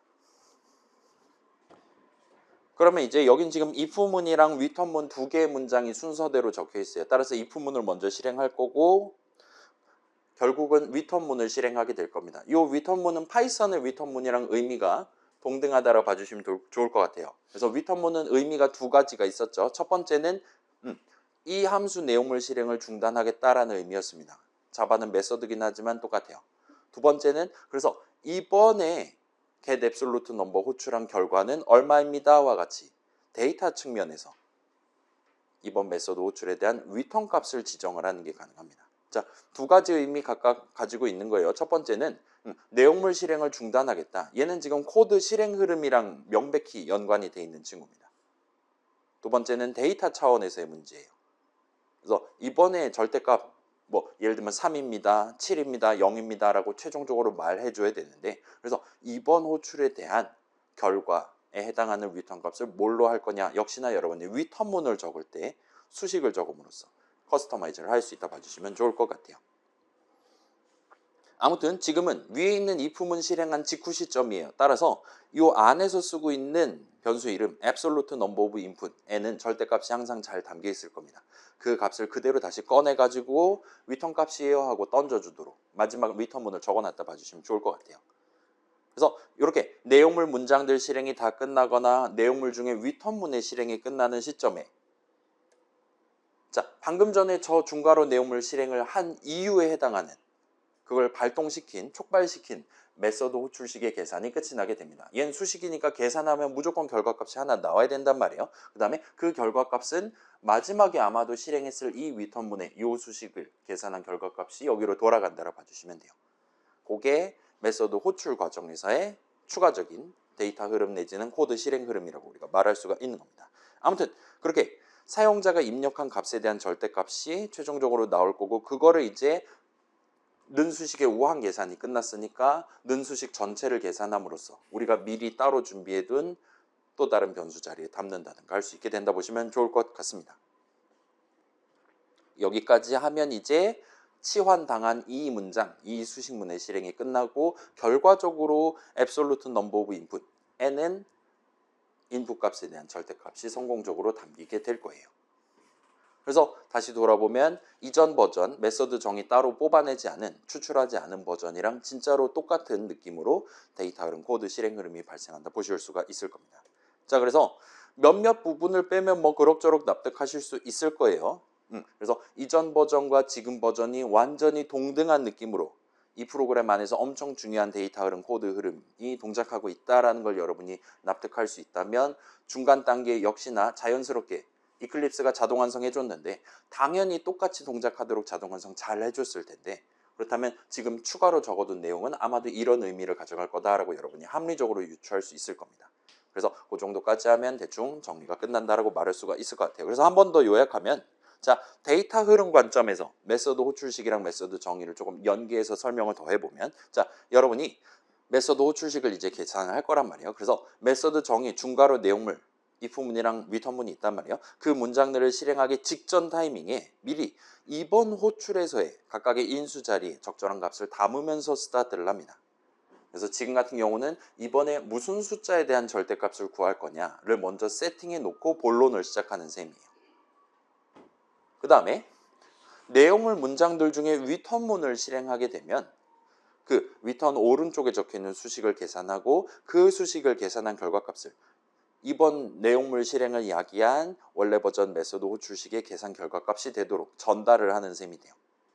그래서 그런 값을 보통 이제 그 메소드에 대한 리턴 값이라고 우리가 표현을 했을 겁니다. 아무튼 그런 리턴 값은 이제 그 메소드 호출식의 계산 결과값이잖아요. 그럼 이제 여러분이 그 메소드 호출식을 다양한 곳에 적을 수 있었을 텐데 방금 전에는 걔를 는 수식의 우항 자리에 적은 거예요. 따라서 그렇게 만들어 놓은 절대값을 다른 어딘가에 담는 후속 계산을 수행을 하게 된다 보시면 좋을 것 같습니다. 괜찮아요? 메소드 호출식을 아무 데나 적을 수 있어요. 몇몇 경우에는 이제 if문 괄호 안에다가 적을 수도 있습니다. 조건식 자리에다가. 충분히 가능해요. 그런 느낌으로 그렇게 왔다 갔다 해가면서 최종적으로 내 손에 얻게 된 숫자 하나를 어떤 용도로 쓸 거냐는 그 메소드 호출식을 어느 수식에 포함시킬 거냐, 어느 문장의 내용물로 구성할 거냐 등등으로 결정한다 봐주시면 될 것 같아요. 아무튼 걔도 역시나 데이터 흐름입니다. 그래서 자, 내용물 문장들을 실행하는 도중의 데이터 흐름은 기본적으로는 그 바깥이랑은 독립적이에요. 메인 안에서의 데이터 흐름과 get absolute number 사이에 get absolute number 중괄호 안에서의 데이터 흐름은 기본적으로는 독립적입니다. 그렇긴 하나 인수라는 개념, 그 다음에 리턴 값이라는 개념을 통해서 바깥에서 데이터를 가져와서 바깥으로 숫자 하나를 내보내는 느낌이에요. 연결을 하게 된다 보시면 좋을 것 같아요. 그 연결을 언제 수행할 거냐를 메인에서 메소드 호출식을 어디다가 괄호 안에 뭘 채워서 적을 거냐 등등을 결정해가면서 정한다 보시면 돼요. 자, 작은 데이터 흐름인 거죠. 메소드 하나를 중심에 놓고 보면 다시 얘기할게요. 메소드 하나를 중심에 놓고 보면 일단 내용물 실행하기 전에 바깥에서 데이터 가져오는 거예요. 그 다음에 원래 준비되어 있던 작업을 합니다. 그럼 이제 최종적으로 값이 하나가 나와요. 그 값을 역시나 메소드 정의 중괄호 바깥으로 내보내는 느낌이 되는 겁니다. 그럼 이제 그 바깥에서 이제 메인 입장에서 보면 저기 어딘가에 데이터를 내가 이제 보내는 거죠. 그럼 거기서 뭔가를 해가지고 나한테 새로운 데이터를 주는 거잖아요. 그런 식으로 받아갖고 나는 이제 다음 작업 수행하면 돼요. 그래서 메인 입장에서 우리 지난 시간에 얘기했던 거랑 사실상 동등한 겁니다. 메인 전체 프로그램 입장에서도 비슷한 느낌이라 보시면 되는 겁니다. 전체 프로그램 입장에서도 일단 우리 지금 보통 가장 먼저 할 게 스캐너 준비한 다음에 프로그램 밖에서 값을 가져오는 거예요. 그 다음에 원래 준비해놨던 작업을 합니다. 그 다음에 최종적으로 뭔가 새로운 데이터 만들어서 프로그램 바깥으로 내보내는 거예요. 그런 스케일이 전체 프로그램 단위로도 있지만 메서드 하나에 대한 단위로도 좀 더 정밀하게는 메서드를 한 번 호출한다라는 거 단위에서도 얼마든지 발생한다 보시면 좋을 것 같아요. 미니어처 같은 느낌이죠. 아무튼 그럼 이제 코드 흐름 관점에서 생각해 보면 자, 메서드 호출식 수식이죠. 작은 수식을 계산하는 도중에 그 메서드에 대한 메서드 정의 중괄호 안에 적혀있던 내용물 문장들을 실행을 합니다. 그래서 그 내용물 문장의 실행이 끝나지 않는 한 우리 지금 헬로월드 한도 끝도 없이 출력하는 while문 적을 수 있었잖아요. 그런 느낌으로 메서드 정의 중괄호 안에 적어둔 내용물 문장의 실행이 끝나지 않는 한 이번 내용물 실행을 야기한 그 수식의 계산이 끝이 나지 않아요. 그래서 여기 같은 경우는 이제 살짝 자, 우리 지난주에 수식이랑 문장 얘기를 할 때 우리가 어떤 문장, if문, while문, 수식문 자유롭게 적을 수 있고 그때 그 문장의 디테일 그래서 이번엔 구체적으로 무슨 작업을 어떤 작업을 해야 되는 건데 를 지정하기 위해 수식을 적는다는 얘기를 했어요. 아까 전에 if문은 조건식 적을 때도 비슷한 느낌입니다. 우린 if문을 적으면서 그래서 언제 위에 거 언제 아래 거 실행할 거냐 디테일을 살리기 위해 괄호 안에 조그만 수식 조건식을 적었어요. 따라서 그런 스케일 차원에서 본다면 문장이 수식보다 더 큰 개념입니다. 기본적으로는. 우리가 적는 자바 수식들은 기본적으로 어떤 문장 하나에 포함되도록 적게 돼요. 그게 수식문일 수도 있고 while문 첫 줄에 적는 걸 수도 있고 하지만요. 근데 여기선 지금 스케일에 역전이 발생하는 거예요. 조그만 수식, get absolute number 괄호 열고 닫고 그 조그만 수식 하나를 계산하기 위해 밑에다 따로 빼둔 두 개의 문장을 우리가 실행했어야 되는 겁니다. 따라서 수식 하나의 계산이 문장 두 개의 실행보다 큰 느낌이 된 거예요. 여기서 크다라 함은 그 인수 받고 리턴값 내보내고 하는 추가적인 작업이 앞뒤에 붙어 있기 때문입니다. 그래서 이런 느낌의 역전이 발생하고 이게 프로그래밍 논리에서 약간 좀 핵심적인 트릭으로 지금 작용한다 봐주시면 좋을 것 같아요. 자, 프로그래밍 목내에서 파이썬은 함수 정의를 적을 것이고 자바에선 메서드 정의를 적을 거란 말이에요. 그렇게 메서드 정의를 미리 적어두고 특정 목표를 작은 목표를 달성하기 위한 메서드 정의를 미리 적어두고 중괄호 안에 적절한 그 작은 목표를 달성하기 위한 문장들을 채워두는 게 가능합니다. 그러면 이러이러한 문장 덩어리, 코드 덩어리의 실행을 내가 지금 당장 한 번 해야겠는데 지금 당장 10번 해야겠는데 하는 순간마다 짧은 수식 하나를 그 자리에다 적어둠으로써 미리 준비해둔 여러 문장들의 실행을 촉발시키는 게 가능하다 봐주시면 돼요. 그래서 조금 더 얘기하면 자, 사실은 우리가 이미 적어본 수식 scanner.nextint라든가 system.out.println이라든가 이런 친구들도 메서드 호출식이에요. 뭔가 점이 많이 붙어있긴 했지만 쟤네들도 전부 다 어엿한 메서드 호출식이었습니다. 달리 말하면 다른 어딘가에는 저 nextint라는 메서드에 대한 메서드 정의, println에 대한 메서드 정의가 적혀 있는 거예요. 자, 우리 헬로월드 출력하는 프로그램 생각해 봅시다. 걔 같은 경우는 지금 수식문 하나로 구성할 수 있었잖아요. sysout 한 다음에 큰 따옴표에서 우리는 수식 하나 적고 세미콜론 찍어서 문장 하나짜리 프로그램을 만들었어요. 그 문장 하나짜리는 수식 하나짜리로 구성되어 있었습니다. 근데 그 수식, 이 메서드 호출식이고 걔를 계산하는 동안 println 메서드 정의 중괄호 안에 있던 문장들을 실행한 거예요. 자, 그리고 보통 이제 일반적으로 프로그래밍 동네에서 얘기하기로는 그런 식으로 헬로월드를 출력한다와 같은 목표를 손쉽게 달성하기 위해 만들어둔 함수나 메서드, 그러니까 보편적인 그냥 글자 출력하는 창에 프로그래머가 괄호 안에 대해 큰 따옴표 같은 거 적어서 정한 임의의 글자를 출력하기 위해 메서드 정의 내지는 함수 정의를 적을 때 보통은 그 줄수가 2만 줄 정도 된다라고 생각을 합니다. 여러분 파이썬의 프린트라는 함수, 그 다음에 자바의 요 println이라는 메서드, 내용물이 대충 문장 2만 개 정도로 구성됐다라고 생각하면 적당해요. 그 말은 헬로월드 출력하는 프로그램은 실질적으로 컨트롤 F11 누르면 문장 2만 몇 개를 실행했었다는 얘기가 되는 거예요. 근데 우리는 그딴 거 1도 신경 안 쓰고 헬로월드 예쁘게 잘 출력할 수 있었잖아요. 그죠? 우리는 그 2만 줄짜리 문장의 실행을 그냥 수식 하나 딸깍 해가지고 심지어 그거 전부 다 적지 않고 시스아웃으로 컨트롤 스페이스에서 자동 완성했잖아요. 그 짧은 수식 하나, 한 줄짜리 문장을 실행하는 동안 이야기를 했다라고 여러분 봐주시면 좋을 것 같아요. 이게 이제 프로그래밍 동네에서 메서드 개념을 적용했을 때 우리가 가질 수 있는 어떤 파워라고 봐주시면 좋을 것 같습니다. 굳이 별도의 메서드 정의를 적어가면서 진행하는 이유라고 봐주시면 좋을 것 같아요. 아무튼 저런 친구들이 넥스트인트라든가 println이라는 친구가 잘 마련되어 있다 보니까 우리는 프로그램 바깥과의 데이터 흐름을 지금 자바 다루기 시작한 지 한 달도 안 된 지금 타이밍에 성공적으로 수행했다 보시면 됩니다. 보통 이제 넥스트인트 같은 키보드 입력 받는 친구들은 한 5,000줄 정도 들어간다라고 사람들이 얘기를 해요.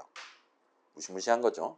그래서 이 정도 챙겨두면 우리가 잠깐 중간 쉬는 시간을 가질 수가 있을 것 같아요. 오늘 일찍 끝날 것 같은데 일단은 지금 27분인데 살짝 쉬는 시간을 가집시다. 지금 살짝 쉬고 그래서 이런저런 얘기하다가 이제 메서드 얘기를 살짝 들고 와갖고 다시 한번 견주어서 지금 얘기를 해봤습니다. 그래서 그런 메서드 정의 여러분이 미리 적어두는 게 가능해요. 그 다음에 그렇게 문장들을 중괄호 안에 적어두는 게 가능합니다.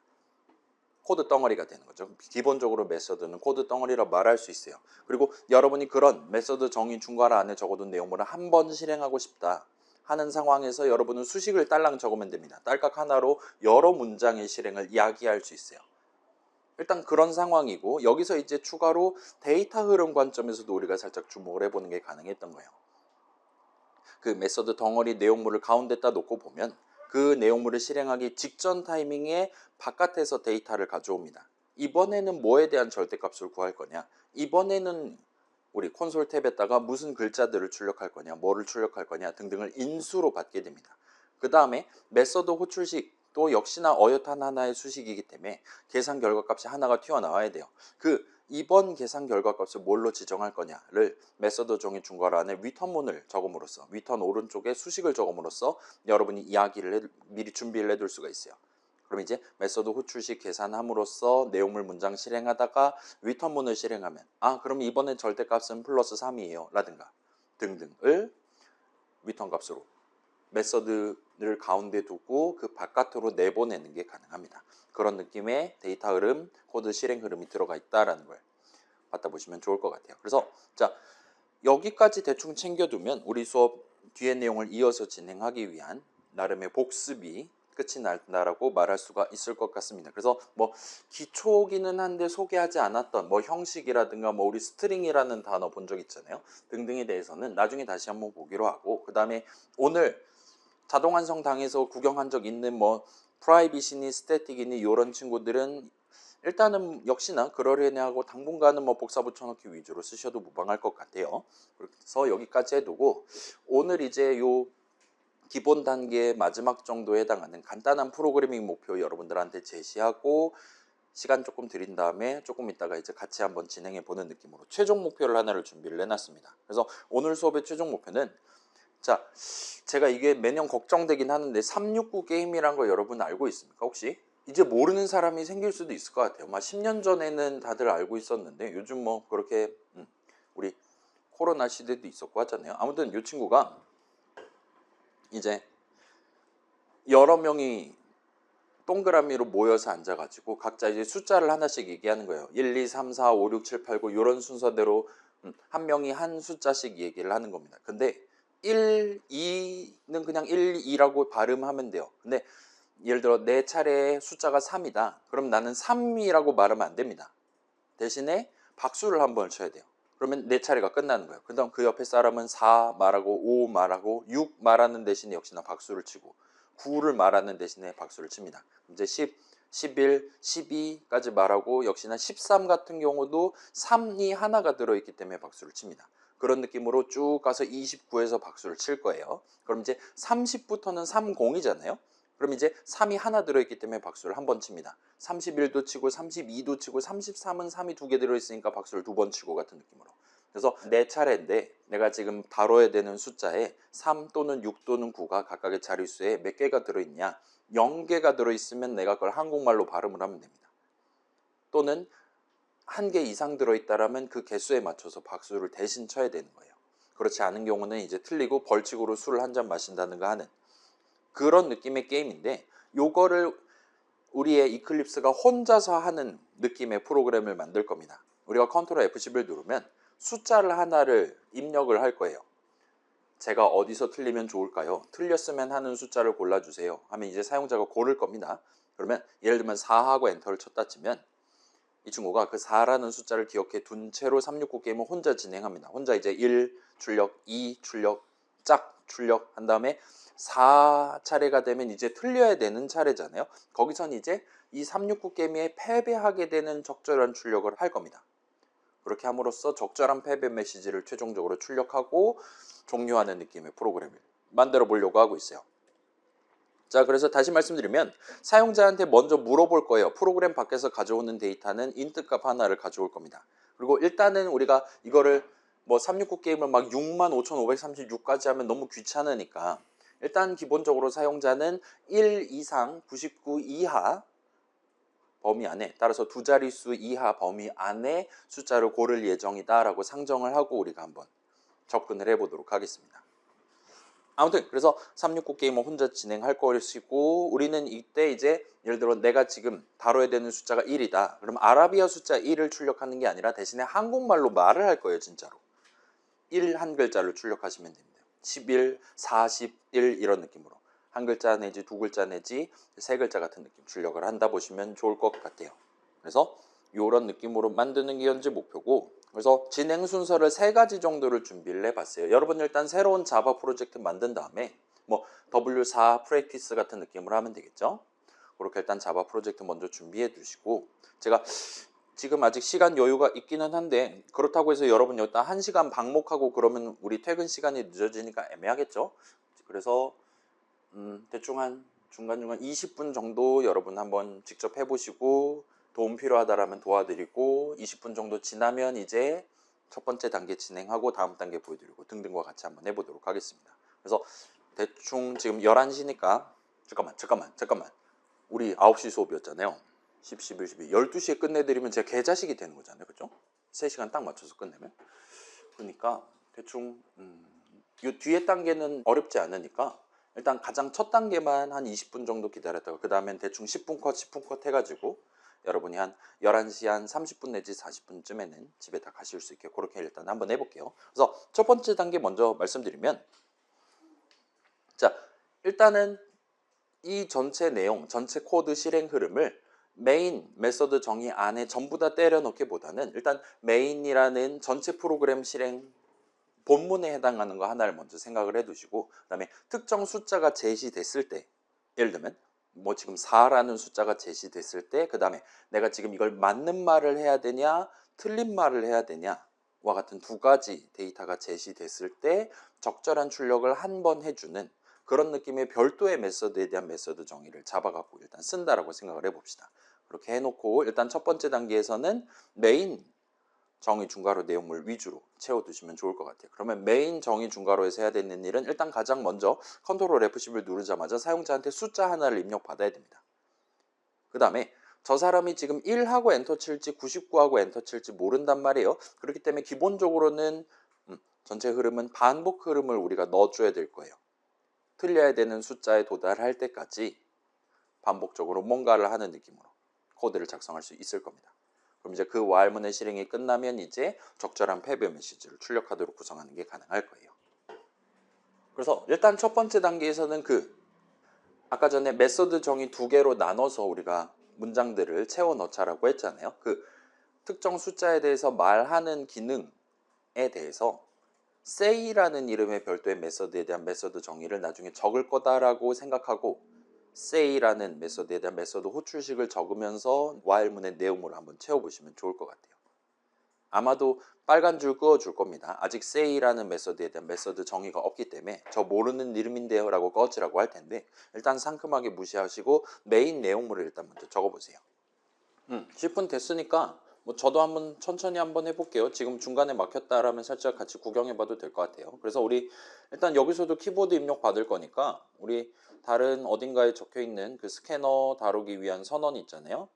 요걸 그대로 끌고 갖고 복사해서 그대로 복붙을 해줍니다. 그러면 아까랑 똑같이 쓸 수 있을 거예요. 그 다음에 밑에는 int 해가지고 숫자를 2개 다뤄야 돼요. 그래서 저 사람이 고른 숫자 뭐 여러 가지 있겠지만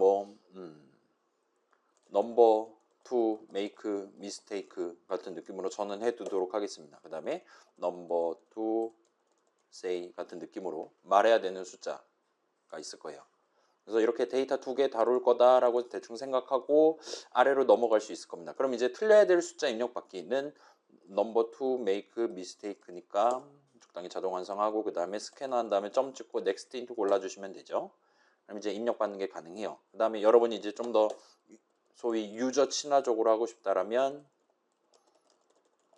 이런 느낌으로 먼저 출력하도록. 다만 이제 얘는 원래 프린트 ln 적혀있던 거 ln 2글자 지우면은 마지막에 엔터 키를 안 쳐주겠죠. 그럼 이제 입력받는 것까지 끝나요. 그럼 이제 369 게임을 혼자 진행을 할 건데 이 생각해보면 처음에는 항상 무조건 1이라고 말해야 되는 거잖아요. 틀리지 않는 이상. 아무튼 숫자 1부터 다루기 시작해야 됩니다. 그럼 이제 그걸 감안하면 여기다가 이제 number to say는 무조건 1부터 스타트한다. 그 다음에 while문은 우리가 적을 수 있겠죠. while 한 다음에 여러분은 자동 완성 당해도 되겠죠. 그래서 while 한 다음에 number to say가 저 사람이 고른 number to make mistake보다 작은 동안에는 항상 맞는 말 하면 되는 겁니다. 그렇죠?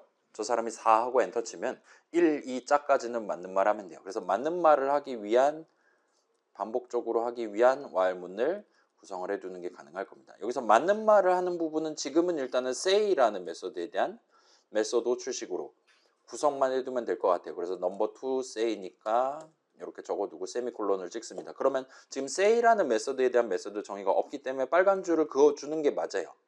그러면 이제 여기서 보면 자, 무조건 1부터 스타트한다. 그 다음에 while문 조건식으로 언제까지 이 짓을 할 거냐, 틀려야 되는 숫자 직전까지 도달했을 때까지 말을 하면 되는 거잖아요. 그러면 이제 number to say가 1일 때 say에다가 1 집어넣고 호출하면 저 사람한테 1이라고 말할 거예요. 3 집어넣고 호출하면 박수를 한번 칠 겁니다. 를 출력할 거예요.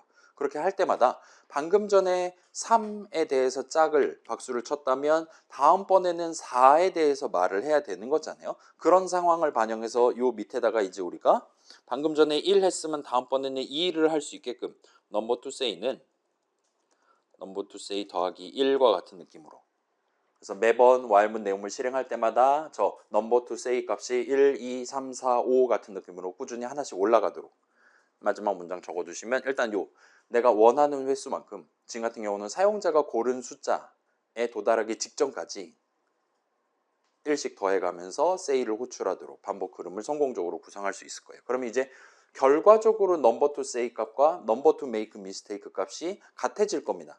그럼 이제 조건식 만족을 안 하니까 전체 while문 실행이 끝날 거예요. 거기까지 하면 이제 탈출하게 될 겁니다. 그럼 이제 number to say 값은 틀린 말을 해야 되는 바로 그 숫자예요. 그 상태에서 틀린 말을 하기 위한 거는 뭐 여러 가지 방법이 있겠지만, 예를 들면 뭐였지? 와 같은 사실적인 메시지를 출력하는 식으로 적당히 그냥 뭉뚱그려서 얘기를 할 수 있을 겁니다. 그럼 이제 자, 지금 내가 숫자 4예요. 4번째 턴이에요. 뭐였지? 라고 말하면 틀리는 거잖아요. 그죠?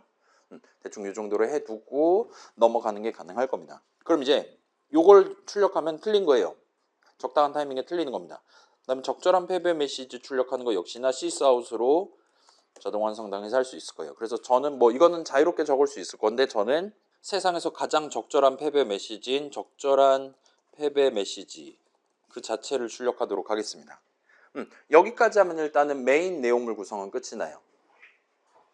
그래서 다시 한번 돌아봅시다. 일단 스캐너 준비 같은 거 다 해놓고 스타트 하고 있어요. 그 다음에 지금 중요한 데이터 2개를 마련할 겁니다. 그래서 하나는 사용자로부터 입력받을 거예요. 언제까지 게임을 진행할 거냐.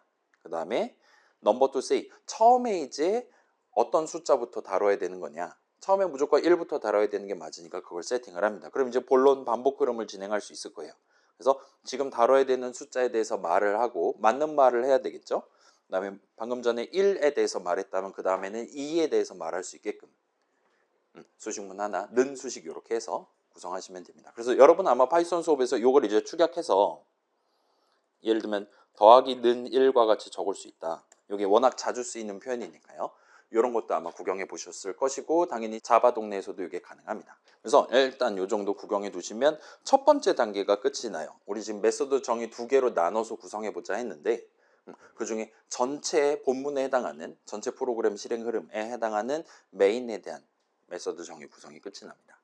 그렇긴 하지만 아직은 우리가 say, 그러니까 특정 숫자, 인트값 하나가 제시됐을 때 그거에 대해서 369 게임을 맞게 하는 방법은 아직 구성이 안 돼 있는 상태예요. 그래서 지금 거기에 빨간 줄을 그어 놓은 걸 보실 수가 있습니다. 그래서 여기까지 하면 첫 번째 순서가 끝나고, 자, 지금 살짝 보면 이건 저만 보여드릴게요. 지금 보시면 say에 빨간 줄을 그어 놓은 건 맞아요. 근데 왼쪽에 보시면 저 같은 경우 24줄인데 왼쪽에 보시면 얘가 마커가 있기는 해요. 빨간색 X가 있긴 한데 노란색으로 전구 마크가 찍혀 있는 걸 보실 수가 있어요.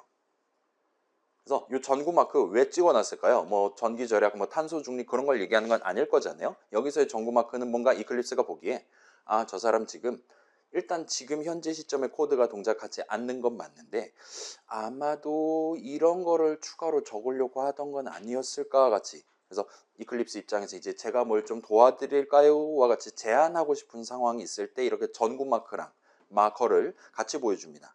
그래서 지금은 그런 상황이에요. 우리가 say라는 메서드에 대한 메서드 정의를 적는 게 다음에 할 일인데 그거랑 관련해서 지금 우리한테 도와줄 게 있다라고 얘기한다 보시면 될 것 같습니다.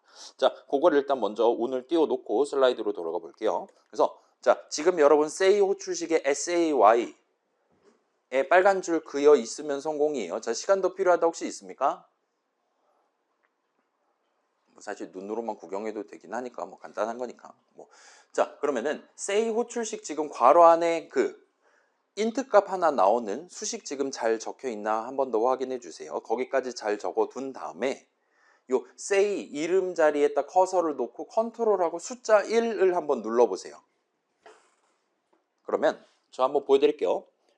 자, 이 친구가 전구 마크가 있을 때 여기에 커서를 갖다 대고 컨트롤 1을 누르면 이런 느낌으로 이클립스가 해줄 수 있는 일의 목록을 보여줍니다. 그 다음에 나한테 하나를 보여주는데 너 지금 철자 잘못 적은 거 아니니? 이름 바꾸기 기능. 얘는 지금 필요가 없는 거죠. 그 위에 거 create method say 괄호 열고 int 괄호 닫고라고 나오면 지금 우리 준비가 다 된 거예요. 이 친구가 보기에 지금 메서드 호출식을 적어놨는데 괄호 안에는 계산하면 int 값 나오는 수식을 적어놨어요. int 변수 이름 적어놨습니다. 그걸 토대로 저 사람이 지금 int 값 하나 받아서 추가적으로 작업을 하는 메서드 say에 대한 메서드 정의를 다음에 적을 것이다. 그 전체 덩어리를 자동 완성해 줄까를 지금 생각하고 있었다 보시면 됩니다. 아무튼 컨트롤 1 눌러서 이 메뉴를 오픈을 하신 다음에 바로 그냥 엔터를 치시면 진짜로 아까 전에 추출할 때랑 비슷한 느낌으로 이 say라는 메서드에 대한 메서드 정의를 자동 완성해 줍니다. 아까 본 거랑 비슷한 느낌이죠. 뭐 잘은 모르겠지만 또 뭔가 비밀 대화를 하고 있는 것 같아요. 프라이빗합니다. 그 다음에 스태틱은 또 붙어 있는 것 같고, 그 다음에 이번에는 리턴 형식의 void라고 적혀 있는 걸 볼 수 있어요. 뭐 일단은 이거는 그러려니 해도 될 것 같습니다. 우리는 지금 say를 호출하고 그 return 값을 다른 용도로 쓰거나 하진 않을 거니까요. 일단 그건 그거대로 두면 될 것 같고, 그래서 이 say 새로운 메서드 이름은 우리가 정해둔 이름, 메서드 호출식에다 적어놨던 이름, 그 다음에 거기 괄호 안에 int 형식 값 하나 나오는 수식을 적어놨기 때문에 인수의 형식도 int 형식으로 맞춰둔 걸 볼 수 있어요. 그래서 여러분이 원한다면 여기서 이제 예를 들면 탭키를 열심히 쳐서 몇 가지를 조금 커스터마이즈를 해볼 수 있어요. void 대신에 int를 리턴하게, 그 다음에 say 대신에 이름 바꾸기, 그 다음에 int 대신에 딴 거, 그 다음에 인수 이름 여러분이 자유롭게 아무거나 지정을 할 수 있습니다. 그래서 저 같은 경우는 뭐 그냥 인수 이름 넘버 정도로 축약을 하고 엔터를 칠게요. 그러면 위에 거가 완성되고 여긴 지금 빨간 줄이 사라진 걸 보실 수가 있습니다. 이제는 say에 대한 메서드 정의가 있기 때문에 얼마든지 진행을 할 수 있어요. 그렇긴 한데 지금 say의 메서드 정의 내용물이 지금 구성이 안 돼 있잖아요.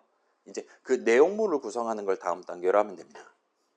그래서 다시 슬라이드로 돌아가서 보면, 자, 이제는 우리가 조금 더 작은 문제를 한번 해결을 해봅시다. 지금 우리가 인수로 받은 int 값은 1 이상 99 이하예요. 그걸 토대로 만약에 거기에 41 10진수 기준으로 두 자릿수가 담겨 있다면 우리는 41이라고 세 글자로 한국말로 출력을 해야 됩니다. 오케이? 그 다음에 거기에 10자리든 1자리든 3 또는 6 또는 9가 담겨 있다면 우리는 박수를 쳐야 돼요. 근데 여기서 또 10자리에도 369 중에 하나, 1자리에도 369 중에 하나가 들어있다면 박수를 2번을 쳐야 됩니다. 그걸 토대로 한번 구분을 해봅시다. 일단은 힌트를 드리면 이번에 내가 말해야 되는 숫자, 인수로 받은 값을 가지고 그거를 10자리 수가 얼마냐, 1자리 수가 얼마냐를 분해를 해서 생각을 하는 게 가능할 거예요. 그러고 싶을 때 여러분은 나누기 10 하면 이거 지금 자바동네니까 몫이 얼마냐를 재는 겁니다. 따라서 10자리 수가 얼마냐를 따로 뗄 수 있어요. 그다음에 퍼센트 10 하면 현재 구조상으로는 1자리 수가 얼마냐를 잴 수가 있습니다. 그렇게 해서 int 값 두 개로 따로 뺀 다음에 그럼 이제 항상 무조건 10자리 수를 먼저 말해야 되는 거잖아요. 10자리 수 말하는 코드랑 1자리 수 말하는 코드 덩어리 이렇게 두 개를 순차적으로 실행하게끔 구성하시면 돼요. 괜찮습니까? 예를 들어 봅시다. 10자리 수가 0이면 10자리 수에 대해서는 아무 말도 안 해도 돼요. 10자리 수가 예를 들면 4다. 그러면은 40이라고 말하면 됩니다. 두 글자를 출력하면 돼요. 그 다음에 1자리 수가 뭐냐에 따라서 47이라 말할 수도 있고 48이라고 말할 수도 있어요. 걔네를 이어붙여서 말할 수 있도록 10자리 수를 말할 때는 프린트를 쓰고 1자리 수를 말할 때는 마지막에 프린트 ln을 쓰도록 하면 되겠죠. 일단은 걔는 정상적으로 숫자를 말할 때는 그렇습니다. 근데 여긴 이건 369 게임이란 말이에요. 따라서 박수를 몇 번 쳐야 되냐를 먼저 계산을 하는 게 나을 거예요. 그래서 다시 한번 말씀드릴게요. 10자리 수가 얼마냐랑 1자리 수랑 얼마냐를 먼저 계산을 해요. 각각 변수에 담아둡니다. 그 다음에 박수를 몇 번 쳐야 되냐를 또 다시 계산을 해요. 그럼 걔는 0 또는 1 또는 2가 나올 겁니다. 박수를 쳐야 되냐 안 쳐야 되냐는 단순하게 지금 10자리 수가 3이냐 또는 6이냐 또는 9냐 같은 느낌으로 이 부분 써서 치면 될 거예요. 일단 10자리 수가 3이면서 6일 그런 가능성은 전혀 없으니까 우리는 이 부분 열심히 떡칠을 해가지고 얼마든지 구성을 하실 수 있을 겁니다.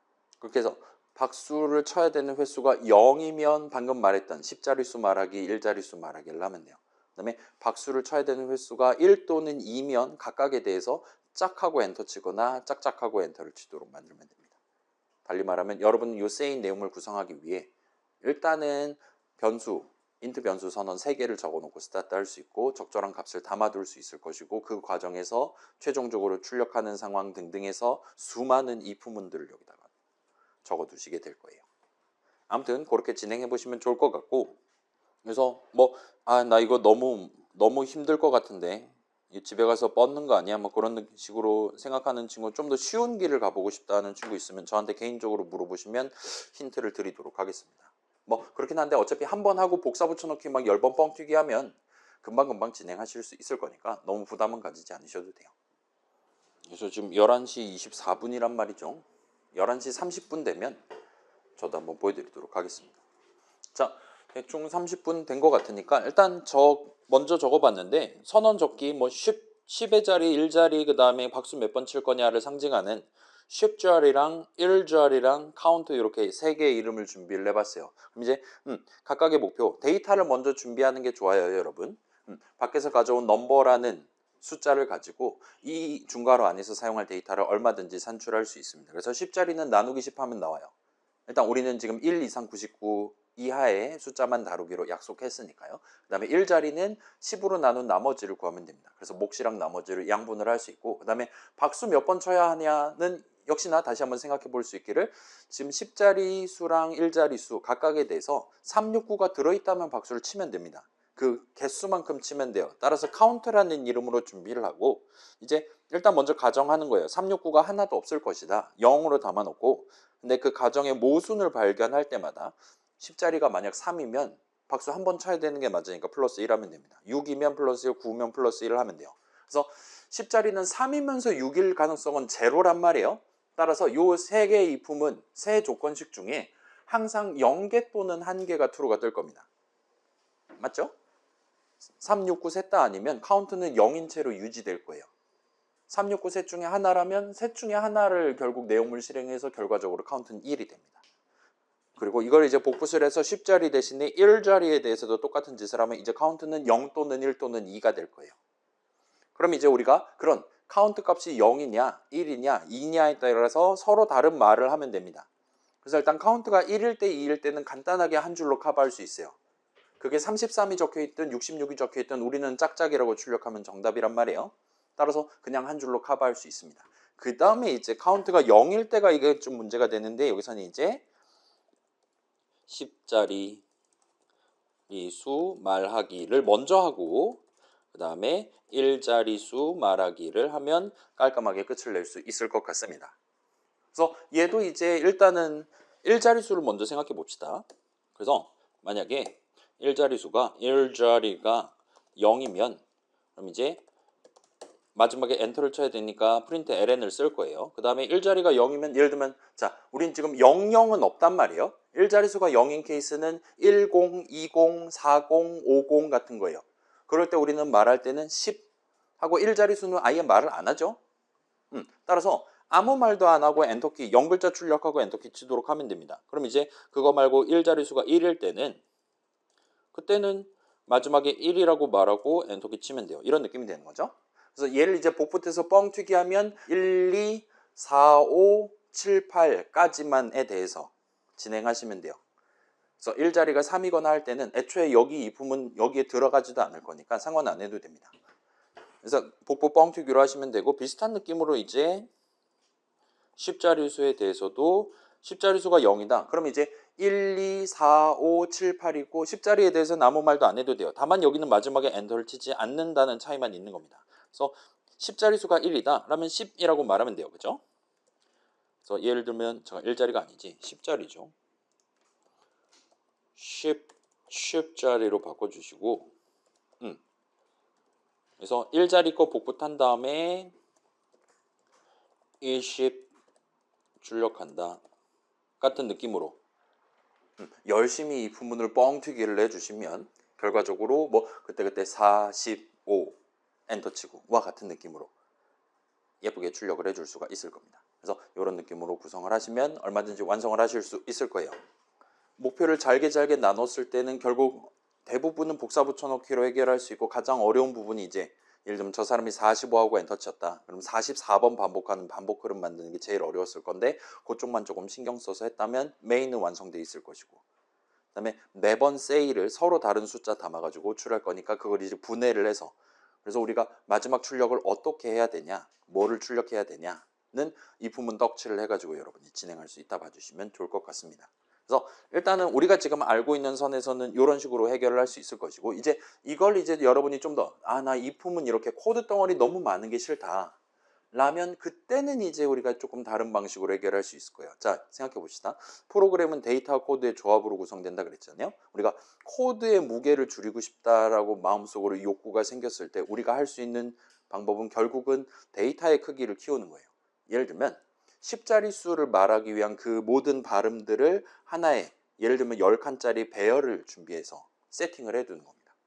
그럼 걷다가 이제 대괄호 0 하면은 0글자가 튀어나오고 대괄호 1 하면은 10 한글자가 튀어나오고 이런 식으로 미리 큰 따옴표 표현들 10개를 순서대로 담아두는 거예요.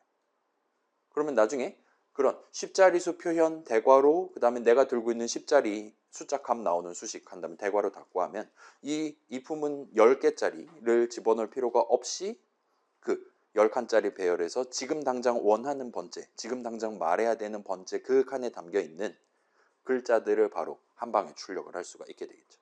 자, 요건 이제 자바 동네에서도 얼마든지 할 수 있고 여러분 파이썬 동네에서도 당연히 할 수 있었을 겁니다. 그래서 그런 느낌으로 여러분이 약간 얼터니티브한 방법으로 진행을 하시는 게 가능할 거예요. 그래서 다시 생각하면 데이터 영역의 무게를 가져갈 거냐 코드 영역 무게 가져갈 거냐. 자, 요즘 게임 생각해봐요. 요즘 게임들 제가 이거 얘기를 했었나 기억이 잘 안 나는데 이제 구글 플레이 같은 데서 핸드폰 게임 다운받으면 막 예를 들면 30메가 이런 식으로 다운받잖아요. 가챠 게임 같은 거 생각해 봅시다. 그럼 이제 다운로드 막 1분 안에 끝나요. 그럼 이제 바로 그 앱을 켜볼 수가 있습니다. 근데 웬걸 추가 다운로드가 필요합니다. 와이파이 연결을 권장합니다. 방금 30메가 받고 켰는데 웬걸 막 4기가를 추가로 다운받으라고 막 그러고 앉아있는 걸 보실 수가 있을 거예요. 그러면 그 4기가는 당연히 코드 덩어리는 아닐 거란 말이에요. 그죠? 프로그램 그 자체는 아니니까요. 그래서 그런 게임들 막 캐릭터 그림이라든가 스킨이라든가 그런 것들 추가적인 데이터를 열심히 투자를 해가지고 사람들 눈에 보기에 핸드폰으로 플레이하기에 그럭저럭 화려한 느낌의 게임을 요즘 많이 다운로드해서 플레이를 하고 있잖아요. 그런 게임들은 이제 기본적으로는 그렇게 데이터 쪽의 비중을 한없이 키워가지고 3D면 더더욱 심각하겠죠. 그렇게 지금 만들어 놨다 보시면 됩니다. 우리가 지금 적고 있는 자바 프로그램도 비슷한 느낌으로 양쪽의 밸런스를 여러분이 원하는 대로 가져가서 진행할 수 있고 뭐 그 과정에서 지금 같은 경우는 우리가 여기는 지금 그런 미리 준비를 하는 걸 끼케야 인트값 2개, 3개 같은 거 담을 변수의 이름 선언 적어놓고 스타트 하고 있단 말이에요. 그렇게 데이터 영역에 대해서 짤막하게 준비했으니까 동일한 목표를 해결하기 위해 수많은 문장들을 더 적어야 되는 그런 지금 필요성이 생겼다 보시면 됩니다. 근데 뭐 이건 간단한 문제니까 복부수로 해결할 수 있어요. 그리고 나중에 여러분이 나만의 게임 만들 때 이게 만약 싫다. 이 부분 막 여기 막 4단 5단 들여쓰기 되는 거 싫다. 막 그런 상황에서는 이제 여러분이 거기서 한번 돌아서 생각을 해볼 필요가 있다는 겁니다. 내가 미리 데이터 준비를 많이 해봤다면 자, 일단은 요거는 지금 완성을 하진 않고 보여드리기만 할게요. 예를 들면 자, 여러분 이거 안 치셔도 됩니다. 우리 지금 스트링이라는 그 형식을 쓰고 있는 것 같아요. 그래서 뭐 텍스트즈 10자리 한 다음에 new하고 스트링 10칸짜리 하면 되죠. 그 다음에 여기서 이제 세팅을 미리 해두는 거예요. 10자리에 0에다가는 0글자를 담아요. 그 다음에 예를 들면 1, 2, 그 다음에 3, 4는 세팅 안 해도 되죠. 잠깐만, 얘 지금 왜 오르니? 미안해요. 제가 여기 대괄호를 안 쳤습니다. 그 다음에 여기다가 10, 20 이런 식으로 담아두는 겁니다. 그럼 나중에 이제 텍스트즈 10자리에 내가 들고 있는 10자리 수를 밀어넣으면 지금 저기 2 담겨 있으면 내 손에는 22글자가 튀어나오는 거죠. 그죠? 파이썬의 리스트 쓰듯이. 이러면 이제 이 품은 10개를 절약하는 거예요. 이 배열 하나를 도입함으로써. 그다음에 1자리에 대해서도 동일하게 진행할 수 있을 거고. 그리고 박수 같은 경우는 이제 조금 걔는 이제 실시간으로 세서 진행해야 되는 거니까 걔는 어쩔 수 없이 이 부분 써서 카운트하는 게 좋을 것 같고 그 다음에 걔는 10이 아니라 3이잖아요. 어차피 세 가지 경우의 숫자네요. 그 정도는 이제 이 부분으로 커버를 하고 여긴 이제 데이터를 떡칠을 해가지고 이 부분의 개수를 줄일 수가 있을 겁니다. 그래서 여기는 이제 밑에 이거 있잖아요. 이 부분을 미리 준비가 잘 돼 있다면 우리는 이 부분 10개를 적는 대신에 이거를 출력하도록 만드는 게 가능하다는 겁니다. 그래서 ln 제외하고 이런 느낌으로 문장 하나로 메서드 주식 하나로 퉁칠 수 있는 거죠. 정확히 내가 원하는 지금 당장 말해야 되는 그 글자들이 튀어나오는 수식을 프린트 호출식 괄호 안에 넣기만 하면 되는 거예요. 그러기 위해선 데이터 측면에서 사전 준비를 하면 되는 거예요. 자, 어떤 게 더 편한지는 그리고 어떤 게 여러분 기호에 맞는지는 여러분 마음속으로 정해보시면 됩니다. 아무튼 한번 집에서 완성해 보시면 좋을 것 같고 오늘은 퇴근을 위해 뭐 이 정도 말씀드리면 나머지는 이제 복붙으로 해결할 수 있는 거니까요. 그래서 여러분 뭐 원하신다면 여기에 좀 더 앉아가지고 완성까지 해보고 저한테 검사를 요청하셔도 돼요. 아니면 집에 가서 하셔도 됩니다. 그 다음에 오늘은 이제 LMS에다가 느낀 점 적는 칸을 하나를 마련을 해뒀어요. 우리 수업에서 종종 가끔 여러분들한테 지금 이 수업 진행하면서 방금 전 요 데이터 어쩌고 내용 구경하면서 느꼈던 내용들을 솔직하게 한번 적어보라라고 칸을 마련을 할 겁니다. 얘는 지금 느낀 점 적는 거라서 과제의 형태로 올려놓긴 했는데 뭐 여러분이 느낀 점 마침표 하나 찍는다고 막 점수를 안 드린다거나 그러지 않을 거예요. 채점에 들어가진 않습니다. 그렇긴 한데 뭐 나중에 종강할 때쯤에 다시 구경해 보면 내 게임 최종 버전 제출하고 나서 다시 한번 구경해 보면 아 3월에 나는 이런 거 느끼고 있었던 청초하던 시절이 있었구나 라 같이 여러분이 약간 감회가 새롭게 느껴질 수 있으니까 그런 미래의 여흥을 위해서 중간중간에 살짝 남겨놓고 퇴근을 하시면 좋을 것 같습니다. 자, 요거 여러분 핸드폰으로도 얼마든지 우리 LMS 접속해서 느낀 점 적으실 수 있으니까 일단은 오늘은 짐 정리하고 아무 때나 노는 시간에 살짝 적어놓고 다음 주 수업에 와서 다음 내용 진행하는 걸로 합시다. 그래서 다음 시간에는 이제 우리가 좀 더 본격적으로 우리 지금 새로운 클래스인가 뭔가를 다뤘었단 말이에요. 걔랑 관련한 얘기를 같이 진행을 해볼게요. 그래요. 궁금한 거 있는 친구들 물어보시고 없으면 집에 갑시다. 자, 과자 더 먹을 사람들 오시면 제가 드릴게요.